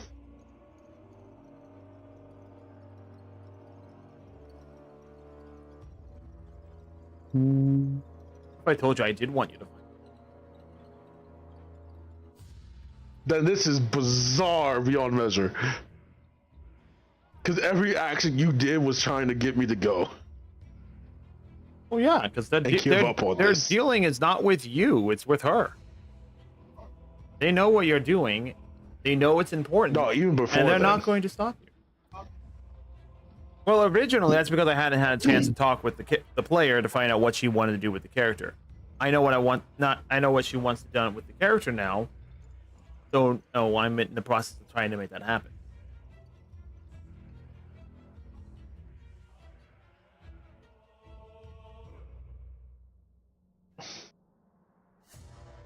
There's layers to this. It may not make sense to you right now, but whenever you DM, you'll understand. Long story short, there's more happening in the world than you guys trying to find the Demon Lords, and the Demon Lords trying to do. Well, obviously. Exactly. That's all this is.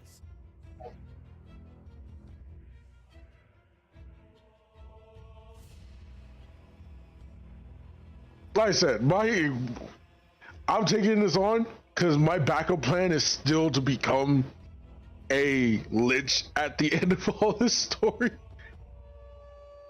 So by the time I become immortal, yep. Then you can. That's when I pay it off. And then you can take for it. forever to pay it off. And so long as there are, and with the new clause he added into the contract saying that the Kalimvor will do nothing to harm or bring harm to friends and members of Hanyakusha's party and everything like that, you can constantly form parties with friends and everyone, and they'll be protected for life because you're being mortal. If you want to be that literal about stuff.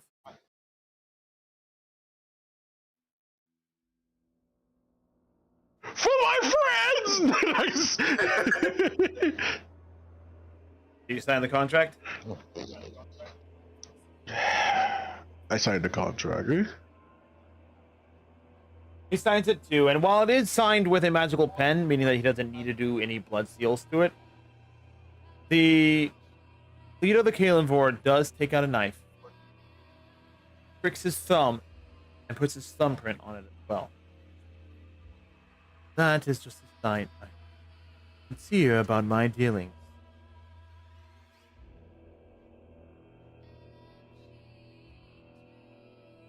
With that, the magical contract is signed, sealed with both your signatures, his, and his thumbprint of blood. As contract lights up, as the words of the contract glow for a bit, it almost lifting off the page and disappear into an ether of particles and magic. Within you, you do feel like, okay, contract has been made and under my name and everything like that. While no physical marks or anything like that remains, you do know that you are under contract, and that violation of the contract is punishable by some magical effect. I didn't get to read the magical effect before signing it. Well, it's dependent. There's no written thing on it. It's just like the rule of contract. If contract is broken to such a degree, it can end up being death. If it's broken to a small degree, it could be like, okay, you have welts growing on your body that are extremely painful. Yeah, that's the same for every contract, pretty much. Unless if an actual, like, specific punishment is listed in the contract, magical contracts, there generally isn't any. There's generally just a standard array of stuff, and that's it.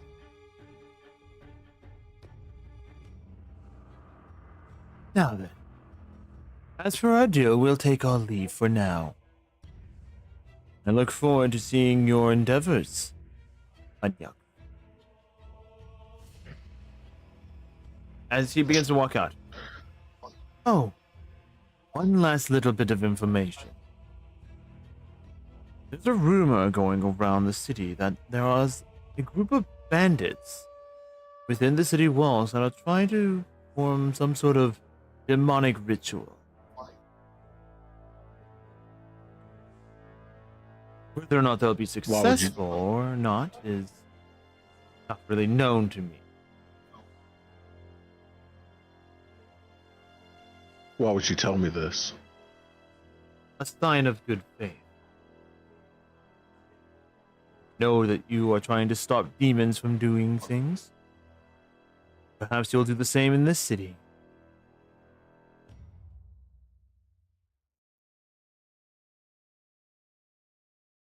If not, the Kalimvor will be around to put a stop to it. Sure to get out. But for now, we're simply keeping an eye on it. Before you go, as I stand up, I must know. And even the Cobalt Soul, the Winger, tells me this. Why do y'all work against each other? Y'all obviously work to the same goals sometimes. So why y'all always fighting each other?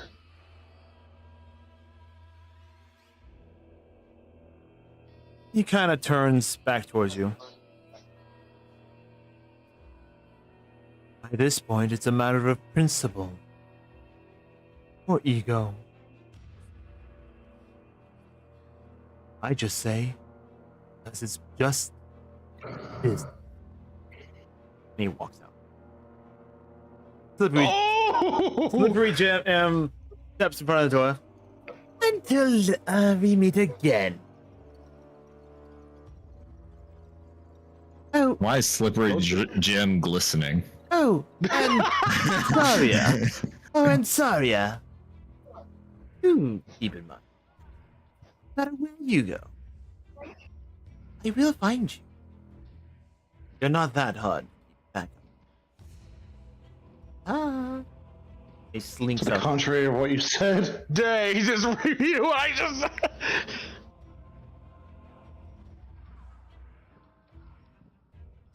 With that note, I think that's a good spot to end today's session. Ooh, it is 7. It is 4 o'clock now, so we have gone a full 4 hours. So I want to thank all my players again for coming out for today. Next week, or the next session in 2 weeks' time, I'm not sure how many of you are going to be available. So we'll just play it by ear and see what happens. But the situation in Terras Vera has taken a slight turn. A contract formed and some information delivered. And people getting lost in the city. All this and more on the Tales from Cestria. More to come. Otherwise, I wish you all a good rest of your day, a happy weekend. I'll see you tomorrow for some Uma Musume. Probably going to be training either Nice Nature or other Umara just to get ready for the Champions meet.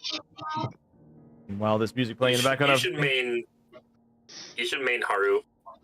Oh, I've done Haru. Haru is the best, but not good for the Champions meet coming up. Because it's a turf race, and she is not good at turf. But regardless, again, thank you, my players. I hope you guys had fun today. And, yeah. We'll see you guys on the next session. The Tales from Cestria. And hopefully 2 weeks' time. Till then. Take care of one another and...